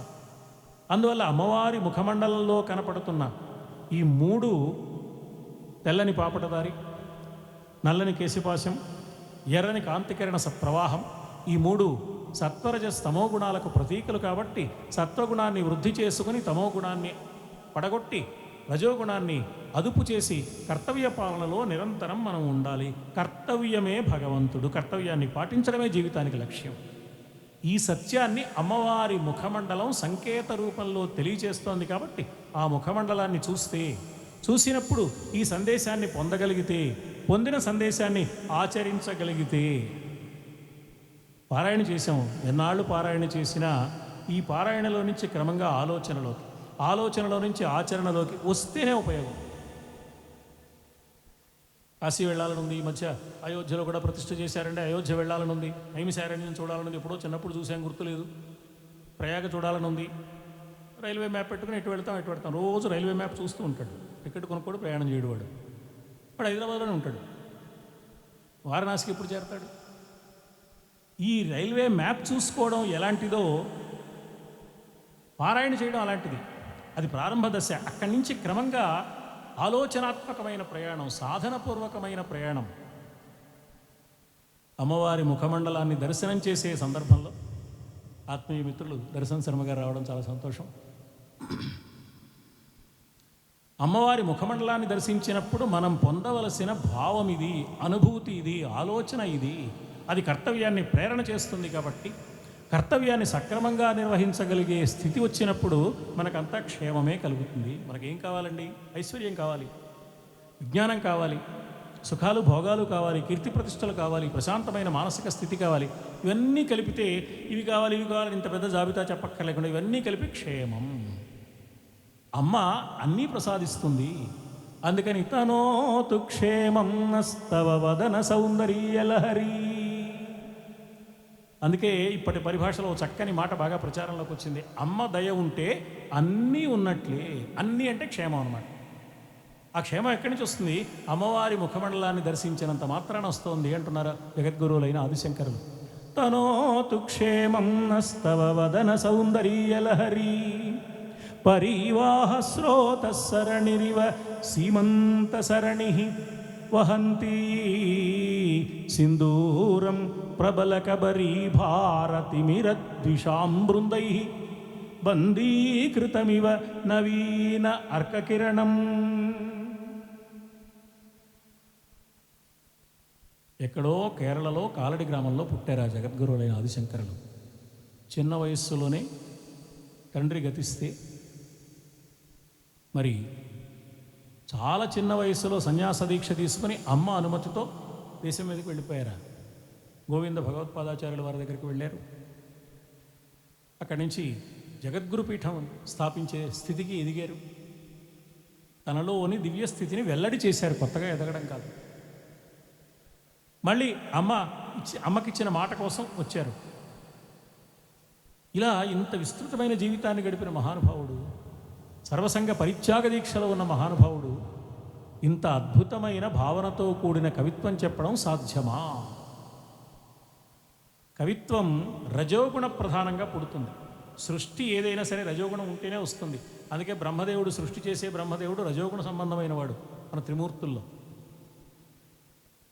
పోషణ చేసే శ్రీ మహావిష్ణువు సత్వగుణ సంబంధమైన వాడు. విని సంకేతాలు. కాబట్టి ఎంతో కొంత రజోగుణం ఉంటే కానీ కవిత్వం రాదు. మరి శంకరాచార్యులు ఇంత గొప్ప కవిత్వం చెప్పారు ఏమిటండి? ఆయన సర్వసంగ పరిత్యాగి కదా. ఇది ఎలా సాధ్యం అంటే, ఎలా సాధ్యమో ఆయనే చెప్పారు. ఇంత గొప్ప అద్భుతమైన కవిత్వం వచ్చి నేను ఇంత గొప్ప కవిని ఎలా అయ్యానో మీకు తెలుసా అని అమ్మవారితో చెప్పుకున్నారు. అమ్మ, ఈ సంగతి నేను ప్రియమైన సోదరి సోదరులందరికీ తెలియజేస్తున్నానమ్మా. అందుకని నీకు విన్నవించుకుంటాను. నీకు విన్నవించుకునే వంకతో లోకానికి తెలియజేస్తున్నాను. ఈ కవిత్వం నా సొంత తెలివితో రాలేదు. మనం చిన్న బొమ్మ వేస్తే కింద పేరు రాసుకుంటాం, 4 వాక్యాలు రాస్తే కింద పేరు రాస్తాం. పొరపాటున ఎప్పుడైనా పత్రికాధిపతులు వ్యాసం రాసి కింద మన పేరు అచ్చు వేయకపోతే తగాదా పడతాం. నా పేరు లేదేమిటి. కానీ భగవంతుడు చూడండి ఎంత అద్భుతమైన సృష్టి చేశాడు. కొండలు, గుట్టలు, నదులు, లోయలు, మైదానాలు, పీఠభూములు, ఎంత అందమైన ప్రకృతి. ఎక్కడన్నా భగవంతుడు ఒక్క చోట తన పేరు రాసుకుని ఇది నాది అన్నాడా? ఎక్కడ సంతకం చేశాడా? ఆయన కర్తృత్వ భావన లేకుండా పని చెయ్యడాన్ని మనకు నేర్పుతున్నాడు ఇంత గొప్ప సృష్టి చేసి. మనం 4 వాక్యాలున్న పద్యం రాస్తే మన పేరు లేకపోతే ఒప్పుకోం. ఈ పద్యం నాది, నా పేరు ఎందుకు రాయాలా? వీడే సొంతంగా ఆ పదాలు వీడే పుట్టించినట్టు, వీడే కనిపెట్టినట్టు. ఇది మానవ నైజము యొక్క లక్షణం. అయితే సౌందర్యలహరిలో 44వ శ్లోకంలో శంకరుల వారు గ్రంథ నామాన్ని ఉట్టంకించడం ఆశ్చర్యంగా కనపడుతుంది మనకి. మొదటి శ్లోకంలో అయినా ఉండాలి, చివరి శ్లోకంలో అయినా ఉండాలి. ఈ 44వ శ్లోకం ఏమిటండి అనిపిస్తుంది. దానికి ఒక కారణం ఉంది. సంస్కృత భాషలో సౌందర్యలహరికి ప్రధానంగా 12 రకాల భాష్యాలు ఉన్నాయి. అందులో కైవల్యాశ్రమి అనే పండితుడు రచించిన భాష్యం చాలా ప్రసిద్ధమైందిగా ఎక్కువ మంది ప్రామాణికంగా స్వీకరిస్తారు. ఆయన ఈ శ్లోకం 44వ శ్లోకంలో గ్రంథనామం ఎందుకుందో ఒక కారణం చెప్పారు. ఎందుకుంది అంటే శంకరులకు ఖేచరీ విద్య తెలుసు. ఖే అంటే ఆకాశం, ఖేచరి అంటే ఆకాశంలో ప్రయాణించడం. జీవించి ఉండగానే ఎక్కడికైనా వెళ్ళిపోతారనమాట, కైలాసానికి వెళ్ళిపోతారు. అలా ఖేచరీ విద్య ఆధారంగా కైలాసానికి వెళ్ళిపోయారు. మనం శివానందలహరి చెప్పుకున్నప్పుడు మాట చెప్పుకున్నాం. కైలాసాన్ని దర్శించిన వేళ శంకరులకు కలిగిన ఆనంద పారవస్యమే శివానందలహరిలో ఒక శ్లోకంగా వచ్చింది అని. నిత్యానందరసాలయం సురముని స్వాంతాంబుజాతాశ్రయం స్వచ్ఛం సద్విజసేవితం కలుషహృత్సద్వాసనావిష్కృతం శంభుధ్యాన సరోవరం రజ మనోహంసావతం స్థిరం కిం క్షుద్రాశ్రయ పల్వల భ్రమణ సంజాతశ్రమం ప్రాప్స్యసి. పనికిరాని మురికినీటి గుంటల్లో ఎందుకు తిరుగుతావు ఓ మానస? సరోవరంలో విహరించే అవకాశం నీకు వచ్చింది ఓ రాజహంస. రా, ఎక్కడికి? కైలాసం అనే సరోవరంలోకి రా. శంభుధ్యాన సరోవరంలోకి అడుగుపెట్టు. ఈ అనుభూతిని అక్షర రూపంలో ప్రకటించారు ఆ శ్లోకంలో. అంటే కైలాసానికి వెళ్ళారనమాట. ఆయన బొందితో కైలాసం. శరీరం వదిలేశాక వెళ్ళడం కాదు, శరీరంతో వెళ్ళారు. పార్వతీ పరమేశ్వరులను దర్శించారు, అంతులేని ఆనందం పొందారు. పార్వతీ పరమేశ్వరుడు ఆప్యాయంగా దీవించారు శంకరాచార్యుల వారిని. శంకరాచార్యుల వారు ముకుళిత హస్తాలతో పరమేశ్వరుడికి నమస్కారం చేసి, ఆది దంపతులైన మిమ్మల్ని దర్శిస్తున్నందుకు నాకు చాలా ఆనందంగా ఉంది, ఓ చిన్న కోరిక ఉంది, మీరు తీరుస్తారా అన్నాడు. ప్రియమైన పుత్రుడు, ఆయన నువ్వు అడిగితే కాదంటావా? ఏం కావాలో చెప్పు. ఈ ప్రపంచంలో అమ్మవారి కంటే సౌందర్యం కలిగిన వారు మరొక్కరు లేరు. ఆమె మహాలావణ్య సేవధి, సౌందర్య లహరి. ఆ సౌందర్యం కొంతే తెలుసు మాకు. అమ్మవారి సౌందర్యం పూర్తిగా ఎవరికి తెలుసు? ఒక్క పరమేశ్వరుడికే తెలుసు. కామేశ జ్ఞాత సౌభాగ్య మార్దవోరుద్వయాన్విత. అమ్మవారి సౌందర్యం అయ్యవారికి తెలిసినట్టుగా ఎవరికి తెలియదు. అందుకని తెలిసిన అయ్యవారు అమ్మవారి సౌందర్యాన్ని వివరిస్తూ కొంత రాశారు. ఆ గ్రంథం పేరే యథార్థంగా సౌందర్యలహరి, పరమేశ్వరుడే రాశాడు. అయ్యా, ఆ గ్రంథాన్ని మీరు నాకు ఇస్తే భూలోకానికి వెళ్ళి ప్రపంచంలో ఉన్న మానవులందరికీ నేను అమ్మవారి యొక్క వైభవం తెలియచేస్తాను, నాకు ఇవ్వండి అని అడిగాడు. పరమేశ్వరుడు బోళాశంకరుడు కదా, ఎవరు అడిగినా ఇస్తాడు. శంకరాచార్యులు వారు అడిగితే కూడా ఇచ్చేశాడు. అమ్మవారు కూడా అంగీకరించింది. ఆ గ్రంథం తీసుకున్నాడు, పరమేశ్వరుడికి పార్వతీదేవికి నమస్కారం చేశాడు, తిరిగి వస్తున్నాడు. ఆగు! ద్వారం దాటక ముందు ఒక గద్దింపు వినపడింది. ఎవరని చూస్తే కొమ్ములతో పడవడానికి వస్తున్నాడు నందీశ్వరుడు. ఏమిటా చేతిలోది? ఆ తాటాకులు కట్ట ఇక్కడికి పెట్టి కదులు. అదేమిటయ్యా, దేవుడు వరం ఇచ్చినా పూజారి వరం ఇవ్వలేదన్నట్టు పార్వతీ పరమేశ్వరుడు అనుగ్రహించి ఇచ్చారు, నువ్వు కాదంటున్నావు. పరమేశ్వరుడికి ఏమయ్యా, ఆయన ఉబ్బులింగుడు బోళాశంకరుడు, నీ అంతటి వాళ్ళు ఏంటంటే ఏమైనా చేసేస్తాడు. ఆ భస్మాసుడికి వరాలు ఇచ్చి నెత్తి మీదకి తెచ్చుకున్నాడు. అంధకాసురుడికి వరాలు ఇచ్చాడు, గజాసురుడికి వరాలు ఇచ్చాడు. పరమ దుర్మార్గులైన వాళ్ళకి వరాలు ఇచ్చేసి నానా కష్టాలు పడ్డం ఆయన అలవాటు. ఆయన పట్టించుకోడు, తనకొచ్చే బాధలు కూడా ఆలోచించకూడదు. కానీ ద్వారపాలకుడుగా ఇది నా బాధ్యత, ప్రమథగణ అధ్యక్షుడిగా నా ధర్మం, ఇది నా కర్తవ్యం. దీనికి సంబంధించిన బాగోగులు నేను చూసుకోవాలి. ఈ గ్రంథం భూలోకానికి వెళ్ళడానికి వీల్లేదు. భూలోకంలో ఉన్న మానవులు ఎంతటి సంకుచిత స్వభావం కలిగిన వారు, ఎంతటి కలుషితమైన మనస్సు కలిగిన వారు అంటే అమ్మవారి దివ్య సౌందర్యంలో ఉన్న ఆంతర్యాన్ని అవగాహన చేసుకోలేక లోకంలోని మామూలు మానవ స్త్రీల యొక్క సౌందర్యం వంటిదే ఈ సౌందర్యం అనుకుని కూడని ఆలోచనలు చేస్తే ఈ గ్రంథం యొక్క పవిత్రతకు భంగం కలుగుతుంది. దానికి నేను అంగీకరించను. అందువల్ల నువ్వు ఈ గ్రంథాన్ని తీసుకువెళ్ళడానికి వీల్లేదు. అలా జరగదయ్యా, పరమేశ్వరుడు అంగీకరించి ఇచ్చాడు, నువ్వు అడ్డుపడకు.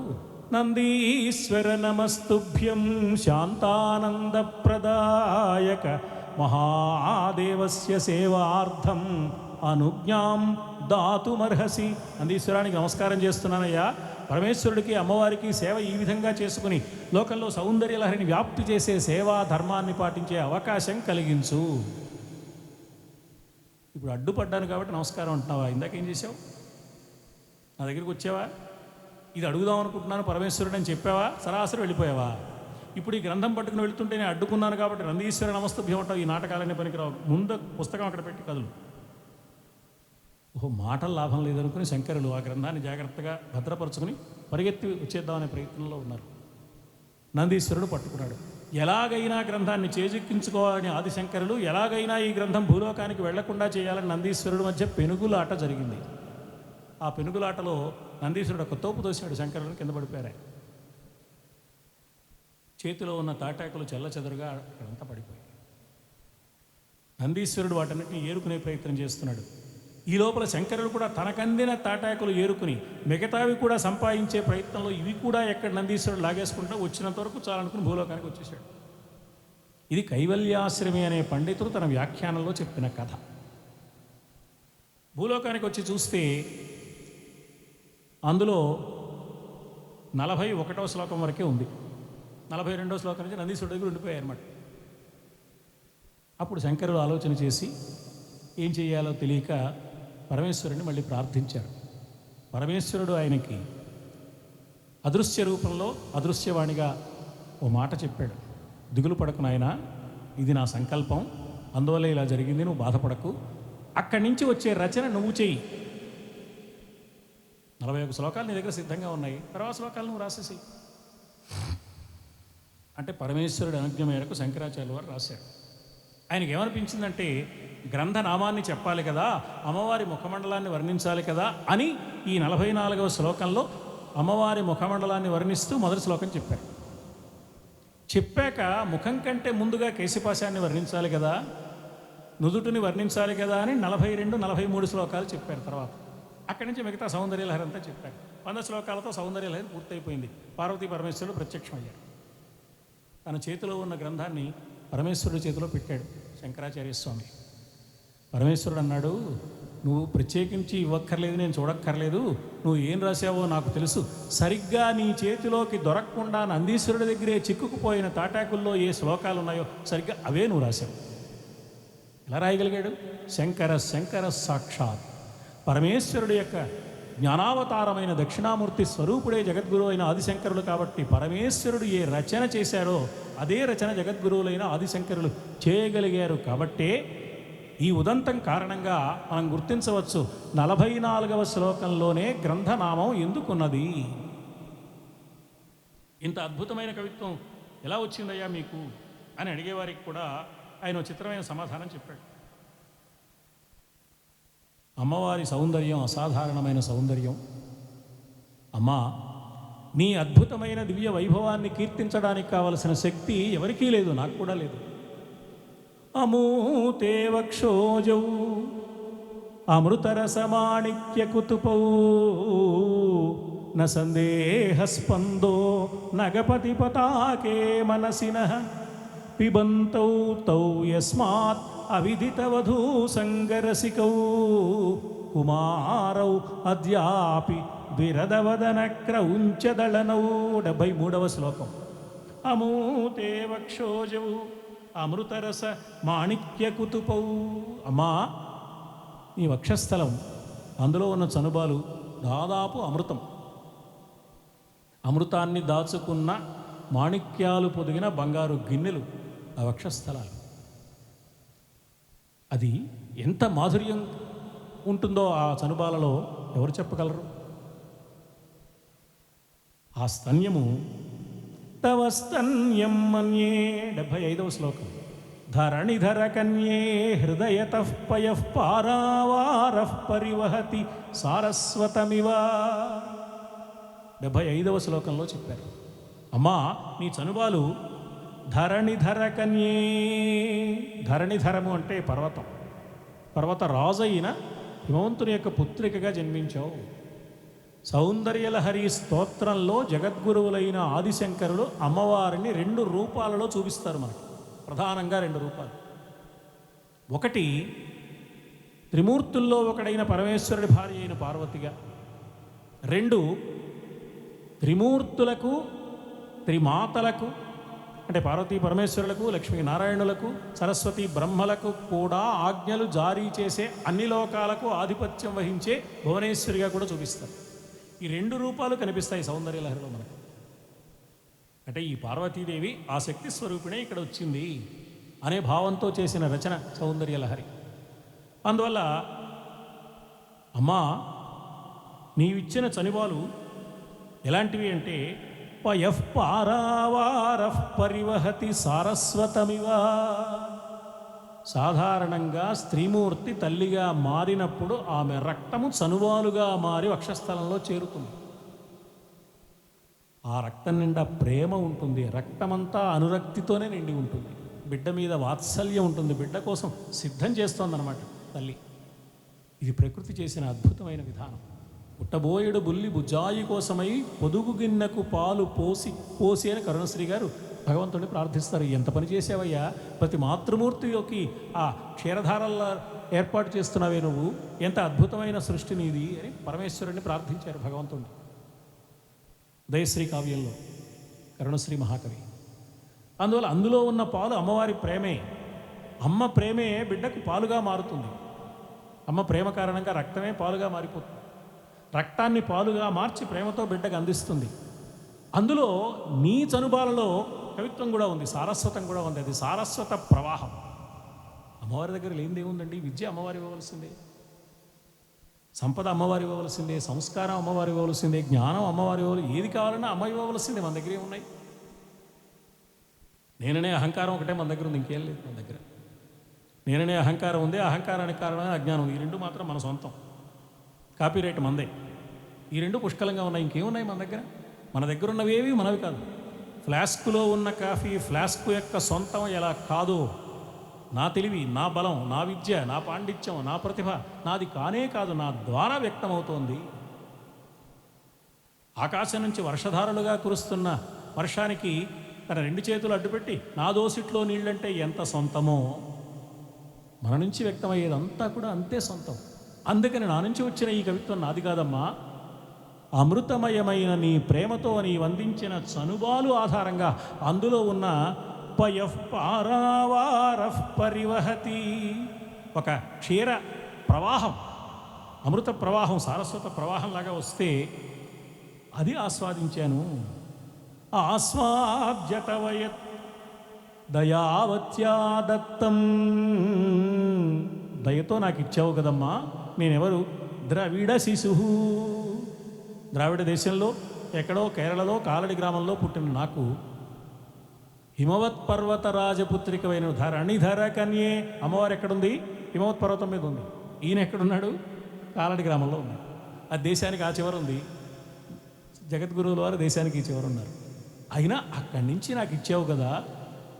అలా ఇచ్చిన నీ దివ్య అనుగ్రహం కారణంగా కవీనాం ప్రౌఢానామజనికమనీయ కవయిత, కవులందరిలో ప్రౌఢమైన కవిత్వం చెప్పే గొప్ప కవిగా నీ చనుబాలు తాగిన కారణం చేత నేనున్నానమ్మా. అలాంటి అమృతమయమైన సారస్వత వైభవాన్ని కలిగిన చనుబాలు నాకు అనుగ్రహించావు కదా. దయతో ఈ ద్రావిడ శిశువుని మహాకవిని చేశావు కదా అన్నాడు. ఇది 75వ శ్లోకంలో చెప్పిన మాట. ఈ ద్రావిడ శిశువు జగద్గురు శంకరాచార్యుల వారు తన సంగతే చెప్పుకున్నారని, సౌందర్యలహరిలో ఉన్న అద్భుతమైన కవిత్వం అమ్మవారి కరుణ వల్ల వచ్చిందని కృతజ్ఞత నివేదించారని వ్యాఖ్యాతలు చెప్పారు. చిన్నప్పుడు తండ్రి లేడు కాబట్టి తండ్రి ఓ గ్రామాంతరం వెళ్ళాడు. ఆయన అర్చన చేసేవాడు. శంకరులు చాలా చిన్న పిల్లవాడుగా ఉన్నప్పుడు అర్చన చేసేవారు శివగురువు.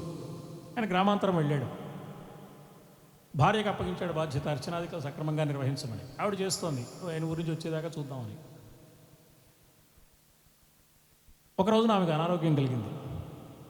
అయ్యో, భర్తకి ఇచ్చిన మాట నెరవేర్చలేకపోతున్నానే, ఆలయానికి వెళ్ళి అర్చన చేయలేకపోతున్నానని బాధపడింది. చిన్న పిల్లవాడైన బాలశంకరుడు, అప్పుడే వచ్చిరాని మాటలతో ఉన్న బాలశంకరుడు అమ్మ బాధపడక వెళ్ళ నేను వెళ్ళి అర్చన చేస్తాను. గుడికి వెళ్ళాడు. ఈయనకేం తెలుసు? ఓ చేతిలో పాలగిన్నె, ఓ చేతిలో పూల సజ్జ, ఇవి రెండు పట్టుకున్నాడు. కాసిన పూలు అమ్మవారి పాదాల మీద పెట్టడం, అమ్మవారికి నమస్కరించడం, ఈ పాలు నివేదన చేయడం. రోజు మా నాన్న ఇదే చేస్తున్నాడు. అక్కడికి వెళ్ళి తండ్రి ఏం చేస్తున్నాడో ఇంక తెలియదు కదా. ఓహో, ఈ రెండు పట్టుకెడుతున్నాడు, పూజ చేస్తున్నాడు, అమ్మవారికి నివేదన చేస్తున్నాడు. అమ్మవారు తాగగా మిగిలిన పాలని ఇంటికి తీసుకొచ్చి ప్రసాదంగా ఇస్తున్నాడు, అది తాగుతున్నాడు బాలశంకరుడు. పట్టుకెళ్ళాడు ఈయన. అమ్మవారి సన్నిధిలో నిలబడ్డాడు.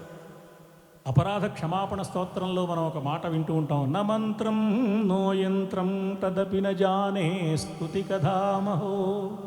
అమ్మా, నాకు మంత్రం తెలీదు, యంత్రం అంటే ఏమిటో తెలీదు, స్తుతించడం ఎలాగో తెలీదు, ఇవేవీ నాకు తెలియవమ్మా.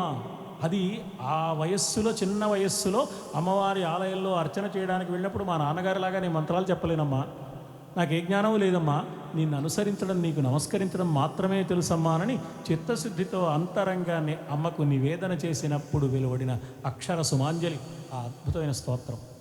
అందులో ఆ మాట అక్కడ చెప్పారు. అమ్మకు నివేదన చేశారు, పూజ అయిపోయింది, పాలు నివేదన చేశారు, పూలన్నీ అమ్మవారి పాదాల మీద పెట్టి పాలు నివేదన చేశారు. మరి అమ్మ వచ్చి పాలు తాగాలి కదా, తాగి ప్రసాదం ఇవ్వాలి తనకి మిగిలినది. అమ్మ రాలేదు, విగ్రహం అలాగే ఉంది. మళ్ళీ ప్రార్థించారు, మళ్ళీ ఎన్నిసార్లు ప్రార్థించినా విగ్రహం కదలలేదు. శంకరులకు బాధ కలిగింది. మా నాన్నగారు ప్రతినిత్యం సంప్రదాయబద్ధంగా అర్చన చేస్తారు కాబట్టి అమ్మ అనుగ్రహించి వచ్చి పాలు తాగుతోంది, నాకు అది రాదు కాబట్టి ఈ పూజ అమ్మకు సరిపోలేదు. అమ్మకు సరిపోయే పూజ చెయ్యలేని నా బ్రతుకు ఒక బ్రతుకా, అమ్మకు సంతృప్తి కలిగించే అర్చన చేయలేని నా జీవితం వ్యర్థం అనుకుని అక్కడున్న అమ్మవారి విగ్రహం ఉన్న పాదపీఠం ముందు ఆ శిలకి తన తల కొట్టుకుని ప్రాణాలు వదలాలని భావించి తల కొట్టుకున్నాడు.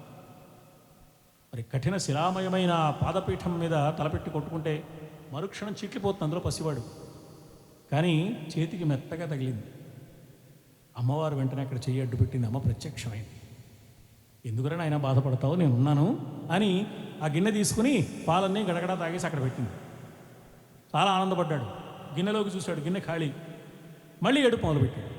ఇదేమిట్రా, ఇప్పటిదాకా తాగలేదని ఏడ్చావు, ఇప్పుడు ఎందుకు ఏడుస్తున్నావు అంటే, అన్యాయం అమ్మా, ప్రతిరోజు మా నాన్నగారు పూజ చేస్తే సగం పాలు తాగి మిగిలిన సగం నాకు నివేదనకు ప్రసాదంగా ఇచ్చావు కదా, నివేదించిన పాలలో నుంచి ఈవేళ నాకు ప్రసాదంగా మిగల్చకుండా మొత్తం అంతా తాగేయడం న్యాయమేనా, అందుకని ఏడుస్తున్నాను.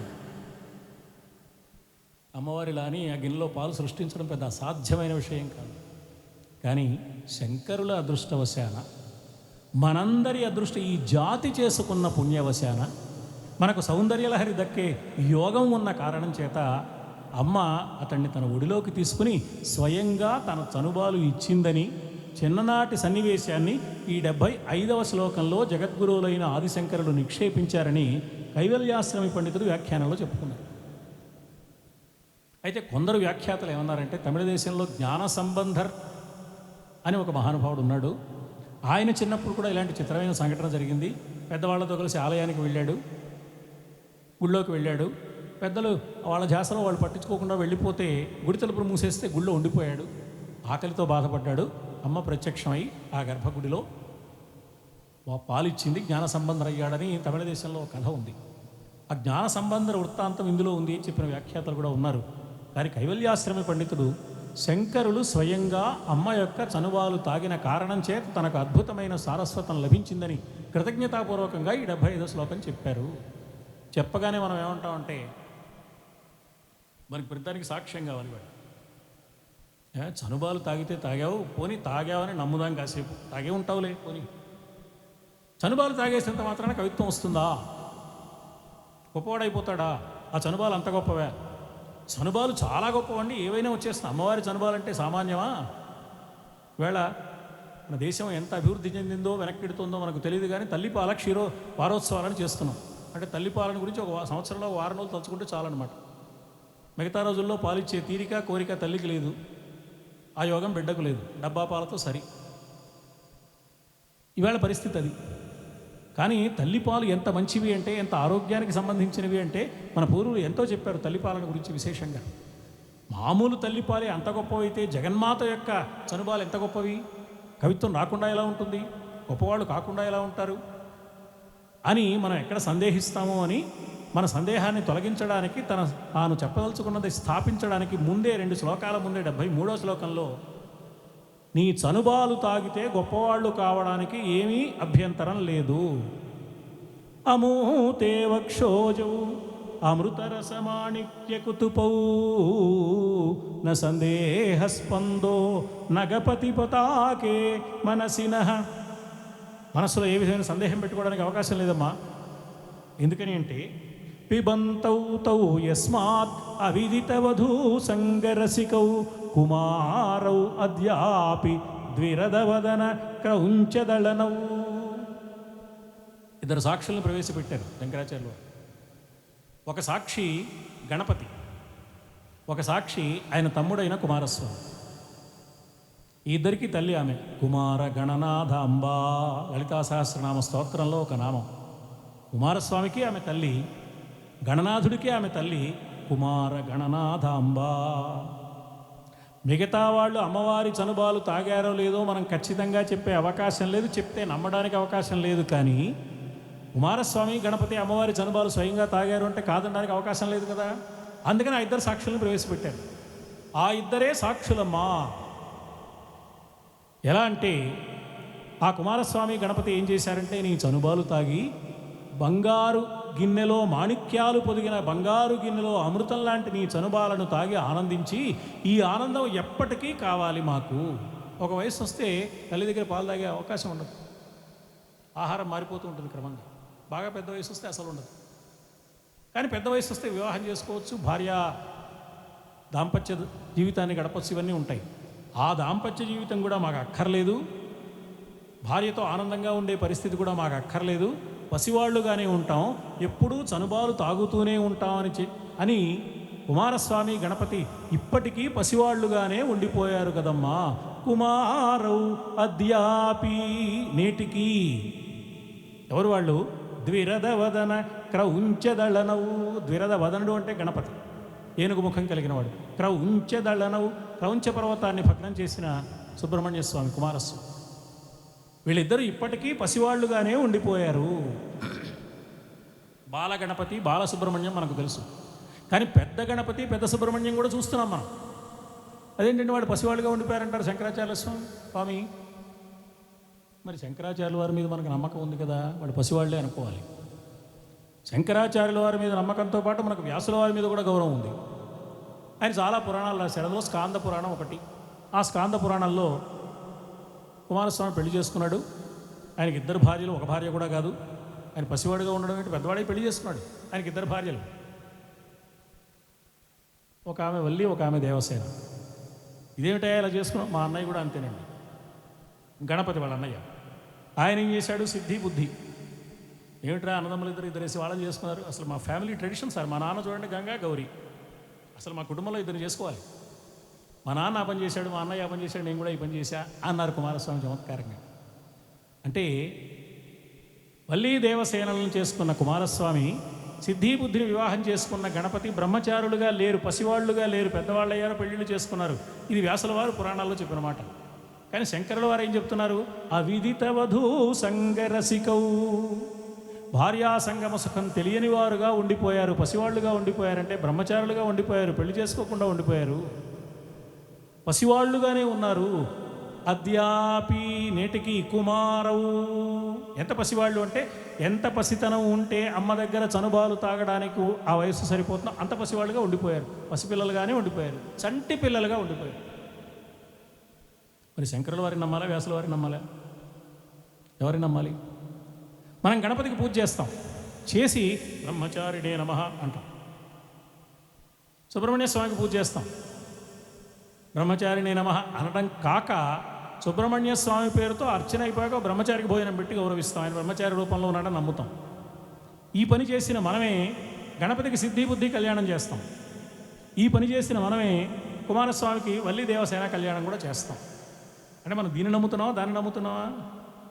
ఆ వేడుకని సరదాని నమ్ముతున్నాం, అంతరార్థం జోలికి వెళ్లకుండా. అంతరార్థం ఏమిటని ఆలోచిస్తే వ్యాసుల వారు సంకేత రూపంలో చెప్పారు. పురాణ కథలన్నీ సంకేతాలు. తివిరి ఇసుమన తైలంబు తీయవచ్చు అంటాడు. ఇసుకలో నుంచి నూనె తీయొచ్చు అని. అది నిజమా కాదా అంటే అది అర్ధవాదం. ఇదైనా చెయ్యొచ్చు కానీ చెప్పడానికి చెప్పారు తప్ప నిజంగా అందులోంచి తీస్తారని కాదు. తిరిగి కుందేటి కొమ్ము సాధింపవచ్చు. కుందేలు కొమ్ము ఎక్కడి నుంచి వస్తుందండి అంటే ఇదైనా జరుగుతుందేమో కానీ ఒక వాదాన్ని స్థాపించడానికి చెప్పిన మాట. పురాణాలన్నీ ఒక సత్యాన్ని చెప్పడానికి కొన్ని కల్పనలు చేస్తాయి. ఆ కల్పనలు యథార్థం కాకపోవచ్చు, ఆ సత్యం యథార్థం. చిన్నప్పుడు మనం లెక్కలు నేర్చుకునేటప్పుడు సమాధానం రావడం కోసం ఎక్స్ అనుకోనుమని మొదలు పెడతాడు. ఇదేంటండి గణిత శాస్త్రం, ఇది శాస్త్రం అండి, ఊహ కాదు, నేను ఎక్స్ అనుకోను, ఊహలు పనికిరావు నాకు, శాస్త్రం అంటే నీకు సమాధానం రాదు. ముందు ఎక్స్ అనుకోవాలి, అనుకుంటేనే సమాధానం వస్తుంది. ఇది శాస్త్ర విధానం. అందుకని పురాణం ఏం చేస్తుంది అంటే, ఏ పురాణమైనా పురాణ వాంగ్మయం యొక్క లక్ష్యం ఏమిటంటే కొన్ని ఊహల ద్వారా, కొన్ని సంకేతాల ద్వారా ఓ గొప్ప సందేశాన్ని మనకిస్తుంది. సందేశం యథార్థం, సంకేతం కల్పితం. గణపతికి సిద్ధి బుద్ధి, కుమారస్వామికి వల్లీ దేవసేన సంకేతాలు ఒక సత్యాన్ని చెప్పడానికి ఉన్నాయి. గణపతి ఎప్పుడు ప్రమథ గణాధ్యక్షుడు అయ్యాడు అంటే వినాయక చవితి నాడు అంటాం మనం. వినాయక చవితి, గణేశ చతుర్థి.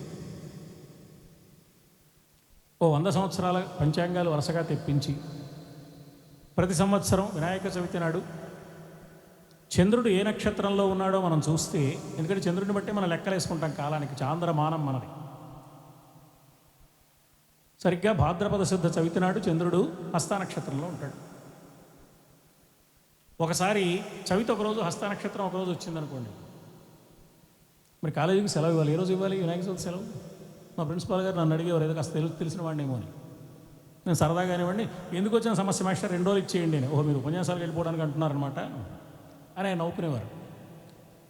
ఎందుకంటే హస్తానక్షత్రం వస్తే కానీ వినాయక చవితి పూజ కాదు, చవితి రావాలి. చవితి నాడు హస్తానక్షత్రంలో ఉంటాడు చంద్రుడు. హస్తానక్షత్రంలో ఉంటాడు అంటే చంద్రుడు హస్తలో ఉంటాడు. హస్తానక్షత్రం అంటే ఒక నక్షత్రం కాదు, కొన్ని తారల యొక్క సముదాయం. నక్షత్రం వేరు, తార వేరు. తారలు నక్షత్రాలు ఒకటి కాదు. మనం ఆదిత్య హృదయ స్తోత్రం చదువుకుంటే వాల్మీకి రామాయణంలో నక్షత్ర గ్రహ తారాణం అధిపో విశ్వభావన, నక్షత్రాలకు గ్రహాలకు తారలకు నువ్వు అధిపతివి అంటే నక్షత్రం వేరు, తార వేరు అనమాట. వాల్మీకి మహర్షి చెప్పారు అది కదా. అందుకని కొన్ని తారల యొక్క సముదాయం ఒక నక్షత్రం అనమాట. ఈవేళ పత్రికల్లో కొన్ని చుక్కలు ఇచ్చి, చుక్కలన్నీ కలపండి ఏం బొమ్మ వస్తుందో చూడండి అంటే కుందేలు బొమ్మ వస్తుంది, ఓ ఎలుక బొమ్మ వస్తుంది, చిలుక బొమ్మ వస్తుంది. కొన్ని తారల యొక్క అమరిక చాచి ఉంచిన కుడిచేయి ఆకారంలో ఉంటుంది ఆకాశ మండలంలో. దాన్ని హస్త నక్షత్రం అన్నారు. చంద్రుడు అన్నాడు అందులో ఉంటాడు. చంద్రుడు ఎవరు? చంద్రమా మనసో జాత. చంద్రుడు అంటే మనస్సే. జ్యోతిష్ శాస్త్రవేత్త దగ్గరికి వెళ్ళి ఏమంటే మానసికమైన క్లేశం ఉందంటే చంద్రగ్రహానికి శాంతి చేయించండి అంటారు. విరాట్ పురుషుని యొక్క మనస్సు నుంచి చంద్రుడు వచ్చాడు. ఆ చంద్రుడి నుంచి మనకు మనస్సు వచ్చింది. మన మనస్సుకి చంద్రుడికి విరాట్ పురుషుడి మనస్సుకి ఒక సంబంధం ఉంది. అందుకని చంద్రుడు అంటే మనస్సు. ఎక్కడున్నాడు చంద్రుడు? హస్త నక్షత్రంలో ఉన్నాడు. హస్త అంటే చెయ్యి. సంకల్పించేది మనస్సు, చేసేది చెయ్యి. మనం ఎన్ని సంకల్పాలు చేసినా చేత్తో పనిచేయాలి కదా.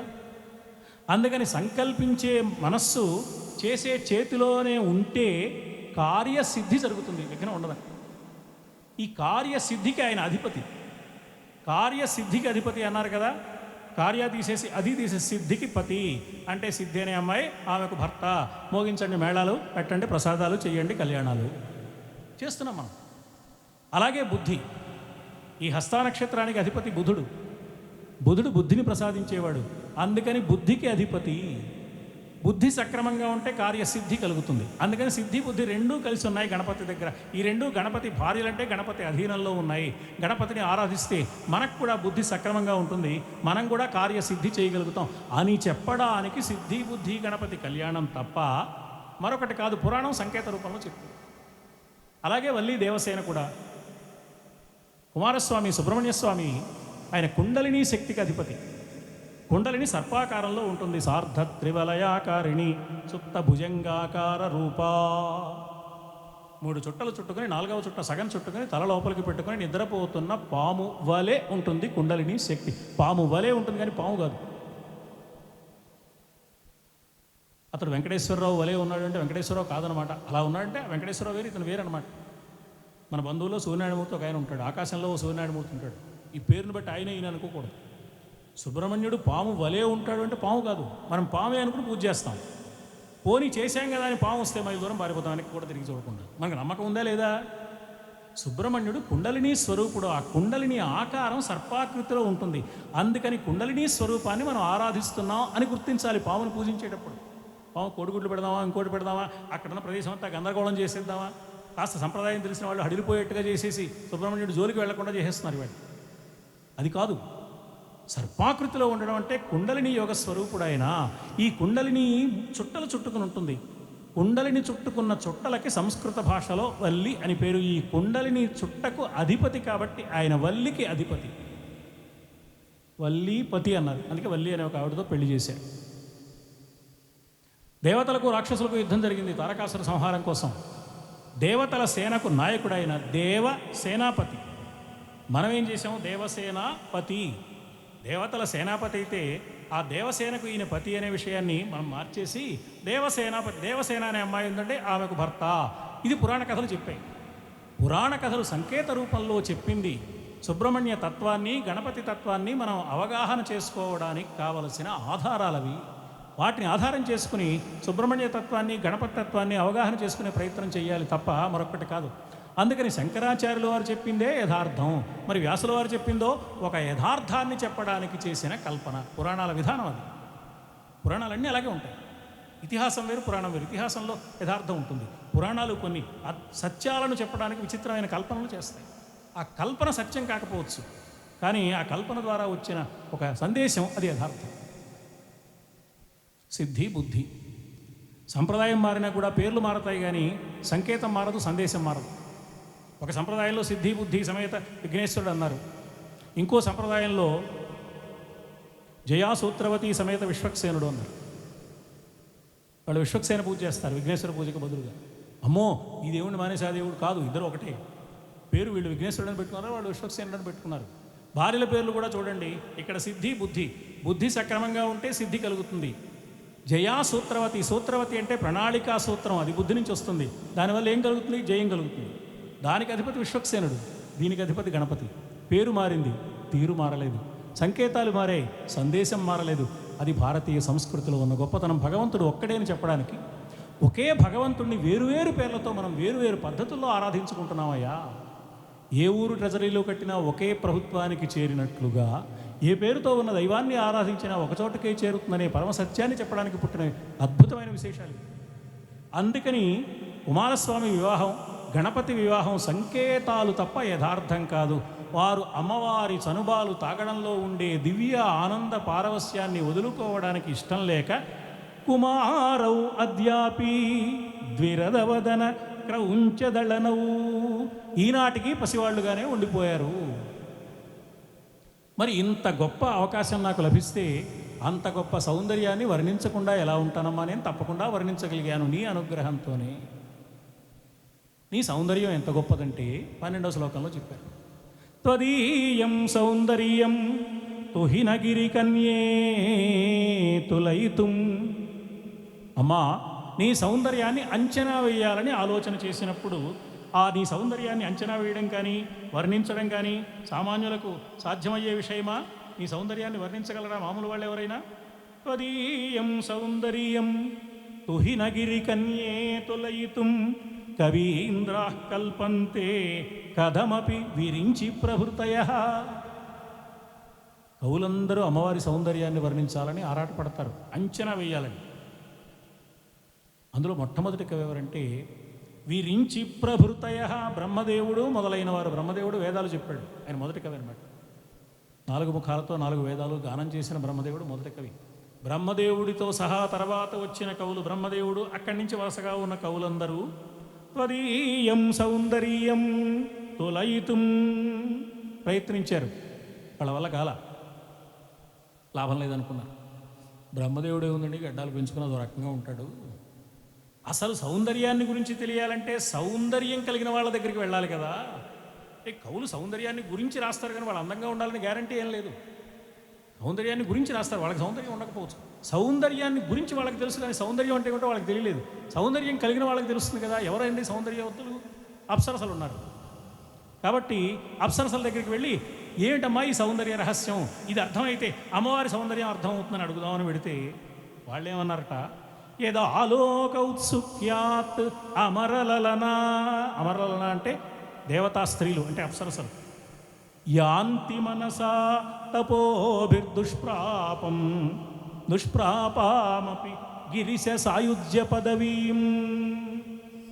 ఏదో బ్రహ్మదేవుడు ఇలా సృష్టించాడు విచిత్రంగా, మేము చాలా అందంగా ఉన్నాం, మాకేమో దేవేంద్రుడు డెప్యుటేషన్ డ్యూటీ వేస్తూ ఉంటాడు, ఎవరు తపస్సు చేస్తున్నా అక్కడ పంపిస్తూ ఉంటాడు, ఏదో ఆటపాట పడి వాళ్ళ తపస్సు చెడగొట్టే ప్రయత్నం చేస్తాం, వాళ్ళ మధ్యలో శాపాలు కూడా ఇచ్చిన వాళ్ళు ఉన్నారు, మా డ్యాన్సులు చూసి మోజుపడి వాళ్ళ తపస్సు పాడు చేసుకున్న వాళ్ళు ఉన్నారు, ఏదో ఇలా గడుస్తుంది నాయన వ్యవహారం, ఈ అందం మాది కాదు, మాకేం తెలుసయ్యా, నువ్వు మేము అందగత్తెలం అని అనుకుంటున్నావు కదా, కానీ అసలు మాకేమనిపిస్తుందో తెలుసా, అమ్మవారి అందాన్ని తెలుసుకోవాలని మాకు కూడా అనిపిస్తుంది, ఆ అందం ముందు మా అందం దిగదుడుపు కదా, ఆ దివ్య సౌందర్యం తెలుసుకోవాలని మాకు కూడా అనిపిస్తుంది. ఆలోచించగా ఆలోచించగా ఆ సౌందర్యం తెలియాలంటే ఎవరికి తెలుసు, ఒక్క పరమేశ్వరుడికే తెలుసు. మాకు ఆ సౌందర్యం తెలియాలంటే మేము పరమేశ్వరుడితో తాదాత్మ్యం చెందాలి, శివ సాయుధ్యం పొందాలి. అది తపస్సు వల్ల కూడా సాధ్యమయ్యేది కాదే. తపోభి దుష్ప్రాపామపి గిరిశ సాయుధ్య పదవీం. తపస్సులకు కూడా అందని పరమేశ్వరుని యొక్క సాయుధ్యం పొందితే కానీ అమ్మవారి సౌందర్యం అర్థం కాదని అప్సరసలు దండం పెట్టి చెప్పేశారు. బ్రహ్మదేవుడి వల్ల కాలేదు, కవుల వల్ల కాలేదు, అప్సరసల వల్ల కాలేదు, అమ్మవారి సౌందర్యం ఎలా తెలుస్తుంది, అంత గొప్ప సౌందర్యం మరి నీకెలా తెలుస్తుందయ్యా అంటే అమ్మవారి చనుబాలు తాగినందువల్ల. అంటే 12వ శ్లోకం ఇక్కడ, 73, 75 శ్లోకాలు అక్కడ. సౌందర్య లహరిలో ఒక విచిత్రమైన విశేషం ఉంది, ఒక విశేషానికి సంబంధించినవి అక్కడ అక్కడ అక్కడ అక్కడ పెడతారు.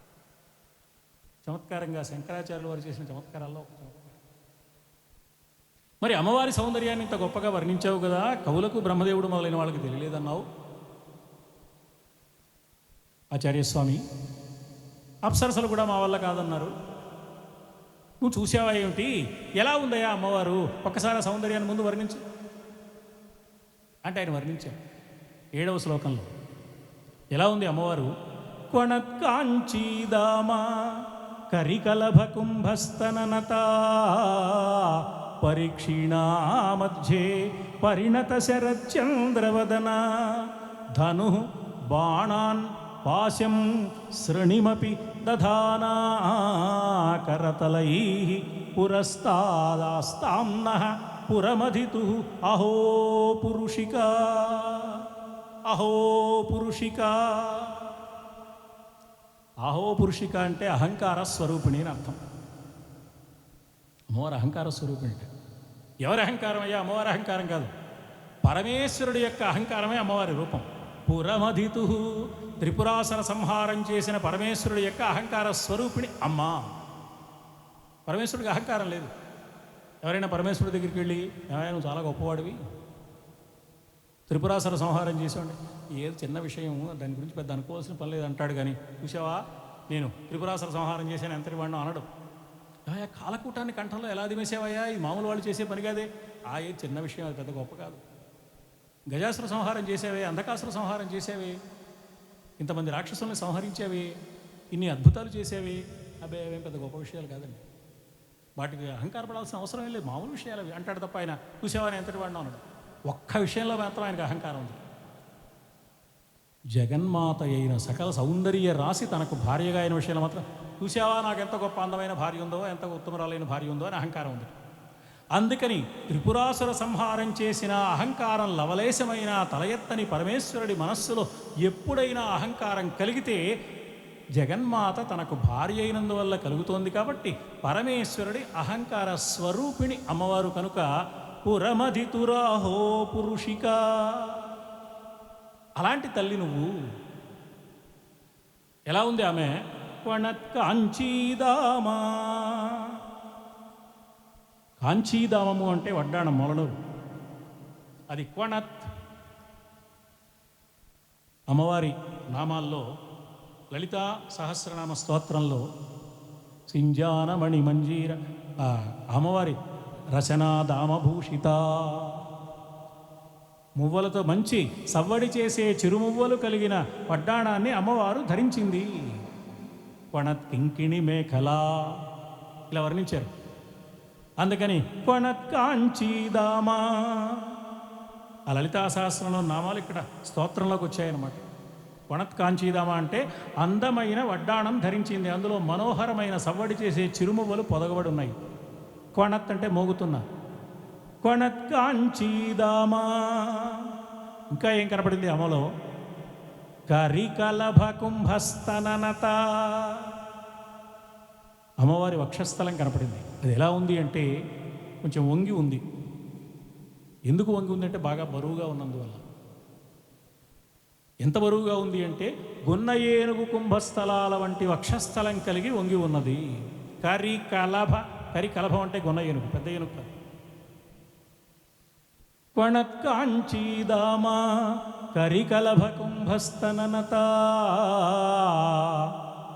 అంత పెద్ద వక్షస్థలం ఉండి నడుము ఎలా ఉంది అంటే పరీక్షీణ మధ్య, బాగా సన్నగా ఉన్న నడుము.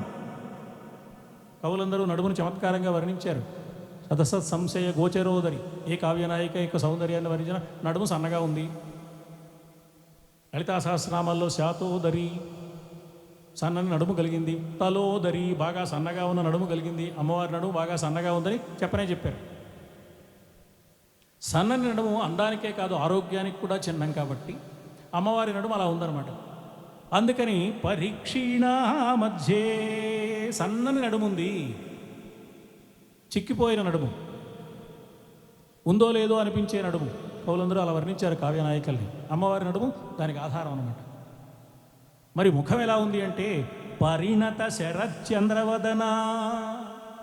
శరత్కాలంలో ఆకాశంలో మబ్బు తొనక మత్సు తొనకగానైనా లేకుండా ఉన్నప్పుడు పిండారబోసినట్లుగా వెన్నెల విరుస్తుంటే ఆ వెన్నెలతో కూడిన చంద్రబింబాన్ని చూస్తే ఎంత ఆనందం కలుగుతుందో అమ్మవారి ముఖం అలా ఉంది. శరత్ పూర్ణిమ బింబము వలె ఉన్నది, చంద్రబింబం వలె ఉన్నది. పరిణత శరత్చంద్రవదన. ఇక చేతుల్లోకి వచ్చేప్పటికీ ధను బాణాన్ పాశం శృణిమపి దధానా కరతలై ధృత పాశాంకుశ పుష్పబాణ చాపాం. 4 చేతుల్లో అమ్మవారు ఏం ధరించిందో చెప్పారు. ఈ చేతిలో విల్లు పట్టుకుంది, కుడి చేతిలో 5 బాణాలు పట్టుకుంది, వింటిలో సంధించి విడవడానికి వీలుగా వెనకాల పాశము అంకుశము. అందుకని ధను బాణాన్ పాశం, శృణి అంటే అంకుశం, పాశం శృణిమపి దధానా కరతలై. అలా ఉన్న రూపంతో పురస్తాదాస్తాంనః. ఇప్పుడు నాకు కనిపిస్తున్నావు కదమ్మా, నాకు దర్శనం ఇచ్చావు కదమ్మా, ఈ దర్శనము శాశ్వతంగా ఇలాగే ఉండిపోవుగాక. పురస్తాదాస్తాంనః, ఎప్పుడూ నా ఎదురుగా ఈ దర్శనం ఇలాగే కలుగుతూ ఉండుగాక. ఇప్పుడు అమ్మవారిని చూసేసిన తర్వాత, నేను ఇంటికి వెళ్ళిపోయిన తర్వాత, కార్యక్రమం అయిపోయిన తర్వాత, తిరుమలేశ్వర యాత్ర అయిపోయిన తర్వాత, అయ్యప్ప దీక్ష అయిపోయిన తర్వాత, వారణాసి నుంచి తిరిగి వచ్చాక అక్కర్లేనివన్నీ కనపడడం కాదు, వారణాసిలో చూసిన విశ్వేశ్వరుడే కనపడాలి, శ్రీశైలంలో చూసిన మల్లికార్జునుడే కనపడాలి, ఇంద్రకీలాద్రి మీద చూసిన కనకదుర్గే కనపడాలి, శృంగేరికి వెళ్ళి చూసిన శారదాంబే కనపడాలి, కంచి వెళ్ళి చూసిన కామాక్షిదేవే కనపడాలి. ఇక్కడ కూడా ఆమె కనపడాలి, మళ్ళీ ఆ దైవమే కనపడాలి తప్ప ఆ కాసేపు అది అంటే అది కాలక్షేపం, యాత్ర కాదు. అందుకని ఎప్పుడు నాకు ఇలాగే కనపడుతూ ఉందువుగాక అంటే ఎప్పుడూ ఈ దర్శనం ప్రసాదించు అంటే ప్రపంచంలో ఎక్కడ చూసినా ఏమి చూసినా నీ రూపం అనే జ్ఞానము స్పృహ కలిగించు తల్లి. ప్రపంచం లేదు వేరుగా, మొత్తం అంతా ఉన్నది నువ్వే. ఎక్కడుందండి లలితాదేవి అంటే మనకు ఉపనిషత్తుల్లో ముఖ్యంగా 8 ఉపనిషత్తులు అమ్మవారి తత్వాన్ని చెప్పిన ఉపనిషత్తులు ఉన్నాయి. వాటిని శాక్తేయ ఉపనిషత్తులు అంటారు సంప్రదాయంలో. అందులో భావనోపనిషత్తు ఒకటి. ఆ భావనోపనిషత్తులో అమ్మవారు ఏమిటో చెప్పారు. స్వాత్మైవ లలిత ప్రోక్త. ఎక్కడుందండి లలితాదేవి? ఎక్కడుంది ఏమిట్రా పిచ్చివాడా, నీ హృదయంలో ఉన్న ప్రాణశక్తియే లలితాదేవి. అదేమిటండి నా హృదయంలోకి నేను చూసుకోవడం నాకు చేతగా, అద్దంలో మొహం చూసుకోవడం తెలుసు కానీ హృదయంలోకి చూసుకోవడం తెలియదే నాకు, ఎలాగండి అంటే దిగులు పడక్కర్లేదు, బయటికి చూస్తున్నావు కదా, బయట కనపడుతున్న విశ్వమంతా ఆమె యొక్క రూపమే, విశ్వమే ఆమెకు విగ్రహము సుమా. స్వాత్మైవ లలితా ప్రోక్త దేవీ సా విశ్వ విగ్రహ. ఇటు చూసుకున్నావా నీ ప్రాణశక్తి ఆమె, బయట చూసావా ప్రపంచం అంతా ఆమె. అందుకని నువ్వు అంతర్ముఖుడు అయితే అంతా లోపల అమ్మ కనపడుతుంది, అంతర్ముఖత్వాన్ని పొందిన పద్ధతిలో బహిర్ముఖుడు అయితే ప్రపంచం అంతా అమ్మవారు కనపడుతుంది, లేకపోతే బయట ప్రపంచం మాత్రమే కనపడదు. లలితా సహస్రనామ స్తోత్రంలో వ్యాపిని ఒక నామం, పక్కనే వివిధాకార అమ్మవారు అంతటా వ్యాపించి ఉంది. మరి కనపడదేమిటండి? ధృత పాశాంకుశ పుష్ప బాణ చాపం అరుణాం కరుణా తరంగితాక్ష అలా కనపడాలి కదా. కిటికీలు కనపడుతున్నాయి, గోడలు కనపడుతున్నాయి, మేడలు కనపడుతున్నాయి, స్తంభాలు కనపడుతున్నాయి, కానీ అమ్మవారు కనపడదే. అంటే ఆమె వ్యాపించి ఉన్న మాట నిజమే, కానీ వివిధ ఆకారాలుగా వ్యాపించి ఉన్నది. కిటికీగా వ్యాపించి ఉన్నది, తలుపుగా వ్యాపించి ఉన్నది, గోడగా వ్యాపించి ఉన్నది, మేడగా వ్యాపించి ఉన్నది. ఇందుగలడు అందులేడని సందేహం వలదని ప్రహ్లాదుడు చెప్పాడంటే ఆయన ఎక్కడ పడితే ఎక్కడ ఉన్నాడంటే నరసింహ రూపంతో ఉన్నాడా? లేడు. స్తంభంగా ఉన్నాడు. స్తంభాన్ని పగలగొడితే వచ్చే సిమెంటు ఇటుక సున్నంగా ఉన్నాడు, తలుపుగా ఉన్నాడు, గోడగా ఉన్నాడు, మేడగా ఉన్నాడు, పై మిద్దిగా ఉన్నాడు, కింద నేలగా ఉన్నాడు, అంతా ఆయనే ఉన్నాడు అనే దర్శనం పొందినవాడు ప్రహ్లాదుడు. అందుకని ఆ మాట అన్నాడు. కానీ ఆ దర్శనం లేని హిరణ్యకశిపుడికి సాక్ష్యం చూపించాలి కాబట్టి ఒక ప్రత్యేకమైన రూపాన్ని, ఏ రూపం పొందితే వాడిని సంహరించడానికి అవకాశం ఉంటుందో ఆ రూపాన్ని పొంది స్తంభాన్ని చీల్చుకొని నరసింహ రూపంతో ఆయన రావాల్సి వచ్చింది. పరమాత్మ భక్తుడి మాటను నిజమని నిరూపించాల్సిన బాధ్యత ఉంది కాబట్టి. ఎక్కడున్నాడు రా భగవంతుడిని ప్రశ్నించేవాడు ఆనాడు ఒక్క హిరణ్యకశిపుడు, ఈనాడు లక్షల మంది ఉన్నారు నాస్తికులు. కానీ భగవంతుడు రావటంలా. అదేంటండి అప్పుడు వచ్చాడు ఇప్పుడు ఎందుకు రాడు? అప్పుడు ఒకడుంటే వచ్చాడు కదా అంటే హిరణ్యకశిపుడి కోసం రాలేదయ్యా, ప్రహ్లాదుడి కోసం వచ్చాడు. ఇప్పుడు కూడా ప్రహ్లాదుడు ఉంటే వస్తాడు. ఇప్పుడు హిరణ్యకశిపుడిని పెరిగారు, ప్రహ్లాదుడేడి? ప్రహ్లాదుడు ఉంటే వస్తాడు. అంతటా ఉన్నాడు. స్వామి లేని చోటు లేదు అని నమ్మకంతో పలకగలిగిన ప్రహ్లాదుడు ఉంటే ప్రహ్లాదుడి కోసం వస్తాడు. వచ్చాడు కాబట్టి హిరణ్యకశిపుడిని సంహరిస్తాడు, కానీ హిరణ్యకశిపుడిని సంహరించడం కోసం రాడు. ఆయన టూర్ ప్రోగ్రాం దానికోసం ఉండదు. ఆయన టూర్ ప్రోగ్రాం భగవంతుడు ఎందుకు వస్తాడంటే పరిత్రాణాయ సాధూనాం. వచ్చాడు కదా అని వినాశాయ చ దుష్కృతం. చ అంటే అది కూడా, అది సెకండరీ అనమాట. ముఖ్యమైన పని ఇది. ఈ పని ఉంటే వస్తాడు. పరిత్రాణాయ సాధూనాం అయితే వస్తాడు. మనం సాధువులం కావాలి, సత్పురుషులం కావాలి, మంచివాళ్ళం కావాలి, పవిత్రంగా బ్రతకాలి, పద్ధతిగా బ్రతకాలి, ధర్మం ప్రకారం బ్రతకాలి, పరోపకారంతో బ్రతకాలి, సాటి వారిని దోచుకోకుండా ఉండే స్థితి కలిగి బ్రతకాలి, ఎదుటి వారిని అవమానించకుండా ఉండే ఔన్నత్యంతో బ్రతకాలి, సాటి వారిని గౌరవించే సంస్కారంతో బ్రతకాలి. ఈ స్థితి ఉంటే ఆయన వస్తాడు మన కోసం. మనం పెంచుకోవలసింది, సంపాదించుకోవలసింది ఇది అని చెప్పడానికి ముందు పరిత్రాణాయ సాధూనాం అని చెప్పి తర్వాత వినాశాయచ అన్నారు. వ్యాపిని, అంతటా వ్యాపించే ఉన్న వివిధ ఆకారాలుగా వ్యాపించి ఉన్నదమ్మా. మాకు ఎలా తెలుస్తుందండి? అమ్మవారు ఆవిడ దారిని ఆవిడ అలా వ్యాపించి ఉంది, బాగానే ఉంది, వివిధ ఆకారాలు. మాకు ఆకారాలే కనపడుతున్నాయి, అమ్మవారు కనపడలేదే అంటే, నాయన లోకంలో విద్య అవిద్య అని రెండు ఉన్నాయి. విద్య అంటే తెలుసుకోవాల్సింది ఏదో తెలుసుకోవడం, అవిద్య అంటే అది తప్ప మిగతావన్నీ తెలుసుకోవడం, అది అవిద్య. ఈ రెండు ఆమె స్వరూపమే. విద్యా స్వరూపిణి. లలితా సహస్రనామ స్తోత్రంలో 3 నామాలు వరుసగా పెట్టారు. ఈ 3 కలిపి ఒక దండ. వ్యాపిని, వివిధాకార, విద్యా అవిద్యా స్వరూపిణి. విద్యా స్వరూపాన్ని నువ్వు ఆశ్రయించావా, వివిధ ఆకారాల్లో అమ్మే ఉందని తెలుస్తుంది, వ్యాపించి ఉన్నదని.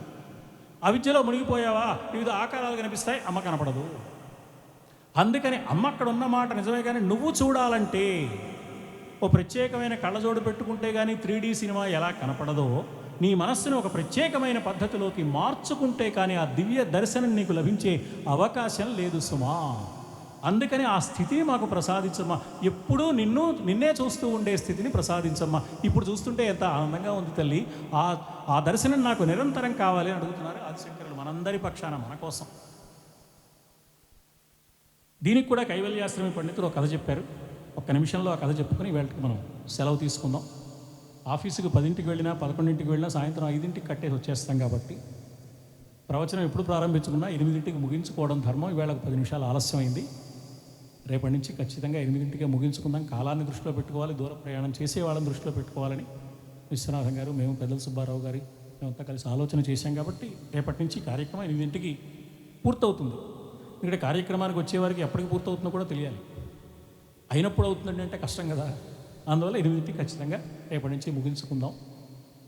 జగద్గురువులైన ఆదిశంకరులు పొందిన ఈ దర్శనాన్ని గురించి కూడా కైవల్యాశ్రమ పండితుడు కథ చెప్పాడు. ఒకనాటి సాయంకాలం వేళ శంకరాచార్యుల వారు ఆశ్రమానికి ఎదురుగా ఉన్న ఉద్యానవనంలో నడుస్తున్నారు, ఏదో ఆలోచిస్తూ. అది ఉద్యానవనం అనుకున్నారు పాపం. ఉద్యానవనం దాటి అరణ్యంలోకి వెళ్ళిపోయారు. అందులో ఒక గుంటలో పడిపోయారు. తీరా అది ఒట్టి గుంట కాదు, ఊబి దిగబడిపోతున్నారు. అరే, నేను చేయవలసిన కార్యక్రమం ఇంకా మిగిలి ఉన్నదే, ప్రాణాలు పోతున్నాయే అని భయపడ్డారట ఆయన. సో చిత్రమైన కథ శంకర విజయ గాథలో లేదు. కైవల్యాశ్రమ పండితుడు చమత్కారంగా చెప్పాడు. జరిగిందేమో మనకు తెలియదు. ఎవరైనా బయటికి తీస్తే బాగుండదు. భూమిలో ఉన్నవాళ్ళు వేరే ఎవరైనా బయటికి తీయాలి. అక్కడ ఎవరు కనపట్టలేదు. అల్లంత దూరంలో ఒక వృద్ధురాలైన అవ్వ కర్ర టకటకలాడించుకుంటూ నడుస్తూ వస్తుంది. ఓహో, ఆవిడని పిలుద్దాం, చేతిలో కర్ర కూడా ఉంది, కర్ర అందిస్తుంది, ఊత కర్ర, బయటపడవచ్చు అనుకుని అవ్వా అని పిలిచాడు. ఆవిడ దగ్గరికి వచ్చింది. ఇలా పెట్టి, ఎవరు నాయన నువ్వు అని. నా పేరు శంకరాచార్యులమ్మా అన్నారు. అసలు బయటికి తీయం. శంకరాచార్యులు అంటే అద్వైత సిద్ధాంతాన్ని చెప్పాడు ఆయనగా. అబ్బో మనకి రికగ్నేషన్ ఉంది, బాగానే ఉంది అనుకున్నారు ఆయన. బాబు అవునమ్మా నేనే. అద్వైతం అంటే నువ్వు నేను రెండు లేవు కదటయ్యా, మునిగిపోయేదెవరు, బయటికి తీసేదెవరు, నేను బయటికి తీయడం ఏమిటి అన్నారు. అమ్మా ఇది వివరించాలంటే చాలా సమయం పడుతుంది, ఇప్పుడు అంత సమయం లేదు, ఇది 2 మార్కుల ప్రశ్న కాదు, 20 మార్కుల ప్రశ్న, కొంచెం తీరుబడిగా చెప్పాలి, ముందు బయటికి తీ తల్లి. క్రియాద్వైతం వేరు, భావాద్వైతం వేరు, వ్యావహారిక సత్యం వేరు, పారమార్థిక సత్యం వేరు, ఎంత చెప్పాలి, ఇప్పుడు అంత సమయం లేదు, ముందు బయటికి తీయ అన్నారు. ఆవిడ కర్ర ఇలా అందించింది జాలిపడినట్టు.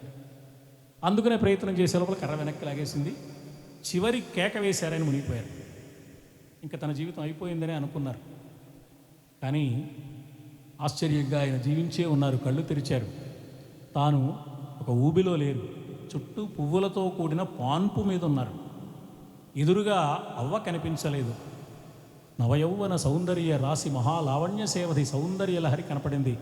చూశారు, ఆనంద పారవస్యం కలిగింది. ఆనంద పారవస్యం స్తోత్రంగా మారింది.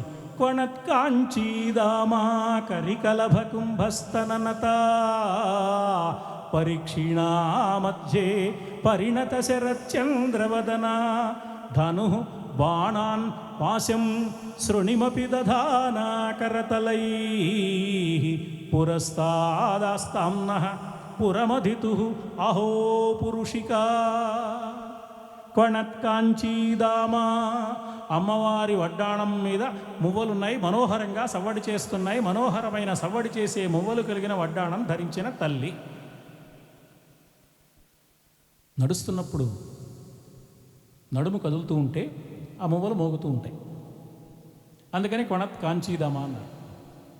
ఒక్క తరం వెనుక, అంటే మనందరికీ విన్న మాటే, మన చిన్నప్పుడు, ఇప్పుడు పోయింది ఆ మాట. వీడికి పొట్ట పొడిస్తే అక్షరం మొక్కలు ఎదురా అని వాళ్ళు ఎవరైనా సరిగ్గా చదువుకోకపోతే, అంటే అక్షరాలన్నీ పొట్టలో ఉంటాయన్నమాట. ఈ ప్రపంచంలో ఈవేళ మనం ఏ అక్షరాలు మాట్లాడుతున్నామో ఆ అక్షరాలన్నీ ఎక్కడున్నాయంటే అమ్మవారి పొట్టలో ఉన్నాయి. ఆ అక్షరాలంటికి తల్లి అమ్మ పొట్టలో నుంచి బిడ్డ వచ్చినట్లుగా అమ్మ పొట్టలో నుంచి అక్షరాలన్నీ వచ్చాయి. అన్ని అక్షరాలకు తల్లి అమ్మే. అందుకని అమ్మవారి నామాల్లో మాతృకావర్ణ రూపిణి, నాదరూప, భాషారూప. ఈవేళ మనం మాట్లాడుతున్న భాష మనది కాదు, మనం చేసే నాదం మనది కాదు, మనం పాడే సంగీతం మనది కాదు, అమ్మవారిది. మనకి ఇచ్చింది, వాడుకోమని, సద్వినియోగం చేసుకోరా అని దయతో ఇచ్చింది మనకి. ఆవిడ ఇస్తే వచ్చింది కానీ మనం సంపాదించింది కాదు. అందుకని ఆమె పొట్ట నిండా అక్షరాలు ఉన్నాయి. ఆ నడుము కదులుతున్నప్పుడల్లా ఓసారి ఐ ఉన్, ఓసారి రులుక్, ఓసారి ఏ ఓం, ఓసారి అయ్యౌచ్, ఈ శబ్దాలు వినపడుతున్నాయి. ఇవి మొత్తం 14 రకాల శబ్దాలు వినపడ్డాయని గుర్తించి శివసూత్రజాలం, పాణినేని మహర్షి 14 సూత్రాలు తయారు చేశాడు. ఆ 14 సూత్రాల్లో ఉన్న 50 అక్షరాలే సంస్కృత భాషలో ఉన్న అక్షరాలు. ఆదికవి వాల్మీకి మహర్షి దగ్గర నుంచి ఈ రోజున కవిత్వం రాసే వరకు ఏ కవి రాసినా ఈ అక్షరాలతోనే రాయాలి.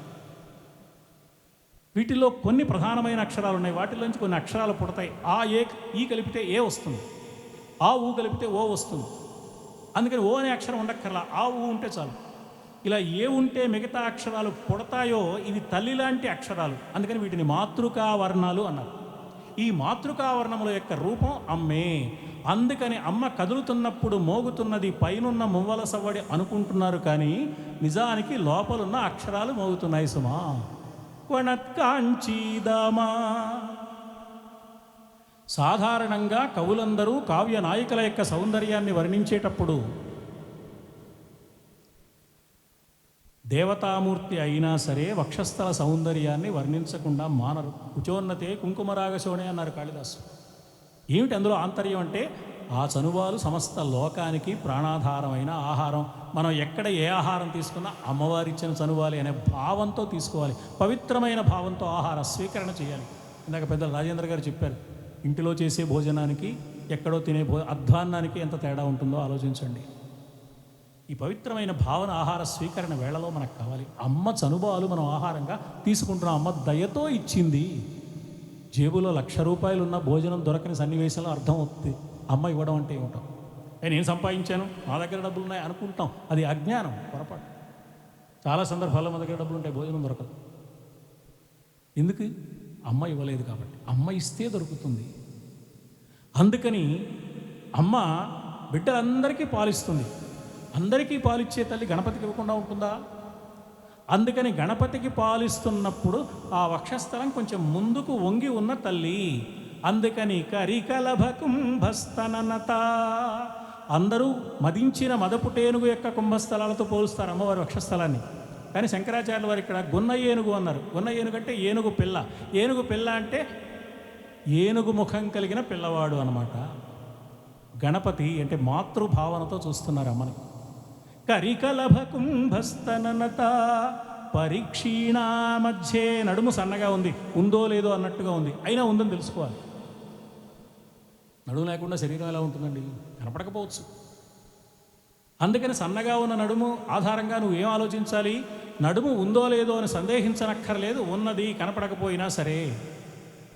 ప్రపంచం కనపడుతోంది, ప్రపంచానికి మూలమైన పరమాత్మ కనిపించటం లేదు. కనిపించని పరమాత్మ లేడని అనుకోవడానికి వీల్లేదు.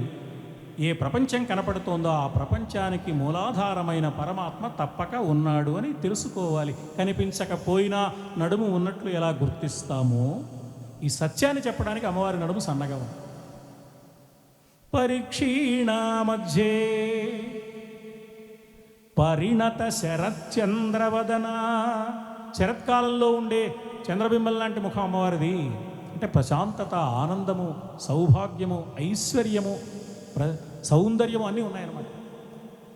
పసిపిల్లవాడి దగ్గర నుంచి వృద్ధుల వరకు ఎవరైనా సరే చందమామను చూస్తే ఎంత ఆనందిస్తారండి.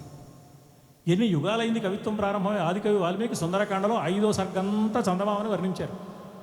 ఇప్పటికీ కవులు చందమామ మీద పాటలు, పద్యాలు రాస్తూనే ఉన్నారు. చందమామ పాత పడలేదు.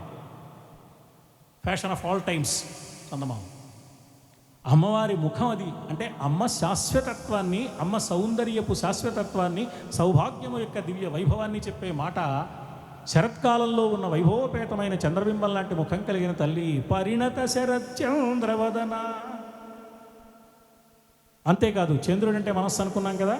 Face is the index of mind. ముఖం అంత ప్రసన్నంగా ఎందుకుందంటే ఆ మనస్సు ప్రశాంతంగా ఉంది కాబట్టి. వాడు ఏమిట్రా ఎప్పుడు ముఖంలో చిటపట్లాడిస్తూ ఉంటాడు అంటే వాడి మనస్సు అలా ఉందన్నమాట. మనం ఏం చేస్తాం? అందుకని ప్రసన్నమైన ముఖం, ప్రశాంతమైన మనస్సుకు సంకేతం. అమ్మవారి ముఖం అలా ఉందని చెప్పడానికి పరిణత శరత్చంద్రవదన. ఇక ధను బాణాన్ పాశం శృణిమపి, ఈ 4 ధరించింది. అవేమిటో వ్యాసుల వారు చెప్పారు. మనోరూపేక్షు కోదండ పంచతన్మాత్ర సాయక క్రోధాకారాంకుశోజ్వల. అమ్మవారి చేతిలో ఉన్న పాశం రాగస్వరూప పాశాఢ్య. పాశం తాడు మనిషిని కట్టేస్తుంది. మరి రాగం, అనురాగమో మనస్సును కట్టేస్తుంది. మనిషిని కట్టేయడానికి తాడు కావాలి. ఇక్కడ ఉన్న వాళ్ళందరినీ ఏ తాడుతో కట్టేశారు? అమ్మవారి పట్ల ఉన్న రాగం కట్టేశారు. ఇది రాగస్వరూప పాశాఢ్య. ఈ రాగము హద్దుల్లో ఉండాలి. రాగము శృతి మించి రాగాన పడితే ప్రమాదానికి కారణం. రాగం శృతి మించి రాగాన పడింది ధృతరాష్ట్రుడికి. తన కొడుకుల మీద ఉన్న రాగం అది పాండవుల మీద ద్వేషంగా మారింది, దుర్మార్గాలకు కారణమైంది. 100 మందిలో ఒక్కడు మిగలకుండా ఎగిరిపోయాడు. ఏం నష్టం వచ్చింది? ఎంత నష్టం వచ్చిందండి? రాగం హద్దుల్లో ఉండాలి. అమ్మా మా హద్దుల్లో ఉండలేదు, మాకు చేత కావటం లేదు, నీ చేతిలో పాశంగా ఉంది కదా ఆ రాగం, మమ్మల్ని హద్దుల్లో ఉండేట్టుగా మా రాగం ఉండేట్టు అనుగ్రహించు తల్లి. రాగస్వరూప పాశాఢ్య, రాగస్వరూప పాశాఢ్య అంటున్నామంటే అర్థం మనలో ఉన్న రాగము హద్దుల్లో ఉండేట్టు చెయ్యమని అమ్మను ప్రార్థిస్తున్నామని అర్థం. అందుకని రాగస్వరూప పాశాఢ్య 108 సార్లు చదివే వరకు మంచినీళ్ళు తాగనండి అంటే ఫ్రిడ్జ్లో ఒక మంచినీళ్ళ బాటిల్ మిగిలిన, అంతకంటే ఏం ఉపయోగం జరగల. ఎన్నిసార్లు చదివినా అందులో ఆంతర్యం మన ఆచరణలోకి రావడానికి కావలసిన ప్రయత్నం చిత్తశుద్ధితో మనం చేయవలసిన అవసరం ఉంది. భారతీయ వాంగ్మయం అంతా అలాంటిది తప్ప, ఆచరణకు సంబంధించిన వాంగ్మయం తప్ప కాలక్షేపపు వాంగ్మయం కాదు. ఆచరణ ఆచరణ ఆచరణ. ఆ చరణాలు పట్టుకో, ఆచరణ చెయ్యి. ఈ 2 మనకు కావాలి. మా మనుస్మర యుద్ధచ, నన్ను అనుసరించు, నన్ను స్మరించు, యుద్ధం చెయ్యి. కర్తవ్యం పాటించాల్సిందే, భగవంతుడిని తలుచుకోవాల్సిందే. భగవంతుడిని తలుచుకోవడం మానేయడానికి వీల్లేదు, కర్తవ్యం పాటించడం మానేయడానికి వీల్లేదు. అది చేయాలి, ఇది చేయాలి. భగవత్ స్మరణతో కర్తవ్య పాలనం భారతీయ సంస్కృతి యొక్క లక్షణం కాబట్టి, సంప్రదాయ లక్షణం కాబట్టి, భారతీయ విజ్ఞానం ప్రబోధించింది అదే కాబట్టి. అమ్మవారి రూపాన్ని తలుచుకుంటున్నప్పుడు అలాగే క్రోధాకార అంకుశోజ్వల, అమ్మవారి చేతిలో అంకుశంగా ఉన్నది మనలోని క్రోధం. కోపం సంవత్సరాల తరబడి ఉంటే దాన్ని క్రోధం అంటారు. మనకి కోపం రావచ్చు ఎప్పుడైనా, క్షణం అంతే, అలా వచ్చిపోవాలి. అంతేగాని సంవత్సరాలు వాడంటే నాకు ఈ జన్మకే కాదండి ఎప్పటికైనా కోపమే అంటే నష్టపోయేది నువ్వే. మొట్టమొదటి నష్టం బీపీ పెరుగుతుంది, డాక్టర్ బిల్లు ఎక్కువ అవుతుంది. రెండో నష్టం అందరూ దూరం అయిపోతారు. వాడి దూరికి ఎందుకు రా బాబు, దూరవాసుడు రా బాబు అంటారు. బంధుమిత్రులందరూ దూరం అయిపోతారు, అపకీర్తి. మూడో నష్టం అశాంతి. ఎన్ని నష్టాలు ఉన్నాయండి. ఎవరి మీద కోపం వస్తుంది మనకి? ఎవరైనా మనకు అపకారం చేస్తే వస్తుంది, వాళ్ళు శత్రువులు అనుకుంటే వస్తుంది. సుమతి శతకకారుడు తన కోపమే తన శత్రువు. రే అబ్బాయి, మొదటి శత్రువు ఎవరో తెలుసా నీకు? కోపం. కాబట్టి నీకు ఎవరి మీద కోపం రావాలి? కోపం మీద కోపం రావాలి. కోపం మనకి ఎవరి మీద కోపం ఉంటే వాళ్ళని దూరంగా పెట్టేస్తాం. కాబట్టి నువ్వు దూరంగా పెట్టాల్సింది ఎవరిని? కోపాన్ని. ఎందుకని? తన శాంతమే తనకు రక్ష. కాబట్టి ఈ సత్యాన్ని తెలియజేస్తోంది అంకుశము రూపంలో. అంకుశం ఎలా అయితే మదపుటేనుగుని అదుపు చేస్తుందో, మనలో ఉన్న అర్చన వల్ల లభించిన సంస్కారం మన కోపము క్రోధంగా మారకుండా అదుపు చెయ్యాలి సుమా.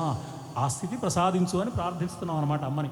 క్రోధాకార అంకుశోజ్వల అంటే మనోరూపే ఇక్షుకోదండ. ఇక్షుకోదండం చెరకుగడ విల్లు అమ్మవారి చేతిలో.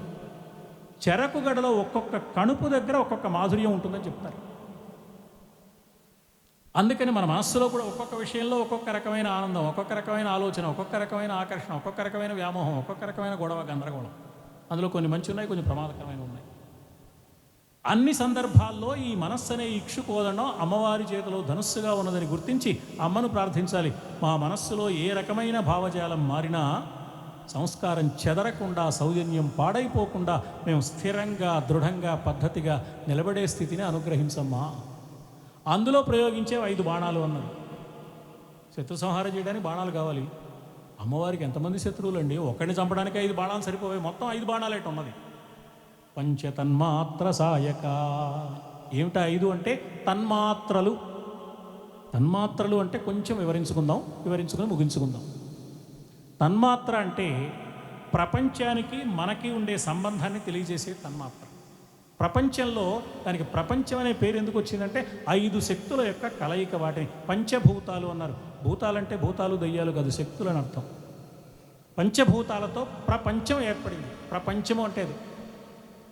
మన శరీరం కూడా పంచభూతాలతోనే ఏర్పడింది. ఈ శరీరంలో కూడా 5 ఉన్నాయి. అవన్నీ సూక్ష్మ రూపంలో ఇక్కడ ఉన్నాయి. అందులో కలిసిపోతాయి శరీరం వదిలేసినప్పుడు. మిగతావన్నీ మనకి గుర్తుపట్టలేం, కానీ వాయువు బయటికి వెళ్ళిపోవడం తెలుస్తూ ఉంటుంది. అందుకే నవల రచయిత కూడా ఏం రాస్తాడంటే, అతడి ప్రాణవాయువు అనంతవాయువుల్లో కలిసిపోయింది అని రాస్తాడు. అతడిలో ఉన్న ఆకాశం అనంతమైన ఆకాశంలో కలిసిపోయింది. అతడిలో ఉన్న పరిమితమైన మట్టి అనంతమైన భూమిలో కలిసిపోయింది. అతడిలో ఉన్న పరిమితమైన అగ్ని, అతడిలో ఉన్న పరిమితమైన నీరు అనంతంలో కలిసిపోయింది. పరిమితం అనంతంలో కలిసిపోవడమే శరీరం వదిలేయడం అంటే. ప్రాణవాయువు మనం గుర్తించడానికి వీలుగా ఉంది కాబట్టి కథా రచయితలు, నవల రచయితలు అది రాస్తున్నారు. ఇక్కడ చంద్రశేఖరేంద్ర సరస్వతి స్వామివారు ఉన్నారు, నడిచే దేవుడు అంటారు. ఆయన చమత్కారమైన మాట అనేవారు. చిన్న పంచె పెద్ద పంచెలో కలవటమేగా నాయనా మరణం అంటే అనేవారు. ఓహో, ఈయన స్వామికి కాకముందు బహుశా వస్త్ర వ్యాపారం చేసేవారేమో, టెక్స్టైల్ బిజినెస్ ఏమో అనుకుంటే పొరపాటు. చిన్నదైన పంచభూతాల సమ్మేళనం శరీరం. ఇందులో ఉన్న పంచభూతాలు పెద్దదైన ప్రపంచంలో ఉన్న పంచభూతాల్లో కలిసిపోతాయి సుమా. అక్కడి నుంచి వచ్చాయి, మళ్ళీ అక్కడికి వెళ్ళిపోతున్నాయి. ఎక్కడి నుంచి వచ్చామో అక్కడికి వెళ్ళిపోతాం. విజయ్ కుమార్ గారు, మణిపాల్ గారు ఎక్కడికి వెళ్ళక్కల, మనమంతా వెళ్ళాలి వచ్చిన చోటు. అందుకని ఎక్కడి నుంచి వచ్చామో అక్కడికి వెళ్ళిపోతాం. కాబట్టి పంచభూతాల నుంచి వచ్చాయి, అక్కడికి వెళ్ళిపోతున్నాయి. ఈ అక్కడికి ఇక్కడికి మధ్యలో అనుబంధంగా ఒక 5 ఉన్నాయి. ఏమిటి అంటే, పైన ఆకాశం ఉంది. ఆ ఆకాశం నుంచి ఒకటి వెలువడుతోంది. దాన్ని గుర్తించడానికి మనకి చెవి ఉంది. ఆకాశం నుంచి వెలువడేది శబ్దం. పైన అగ్ని ఉంది పంచభూతాల్లో. అగ్నికి రూపం ఉంది. రూపాన్ని గుర్తించడానికి మనకు కన్నుంది. పంచభూతాల్లో ఒకటి వాయువు. వాయువుకి స్పర్శ అనే లక్షణం ఉంది.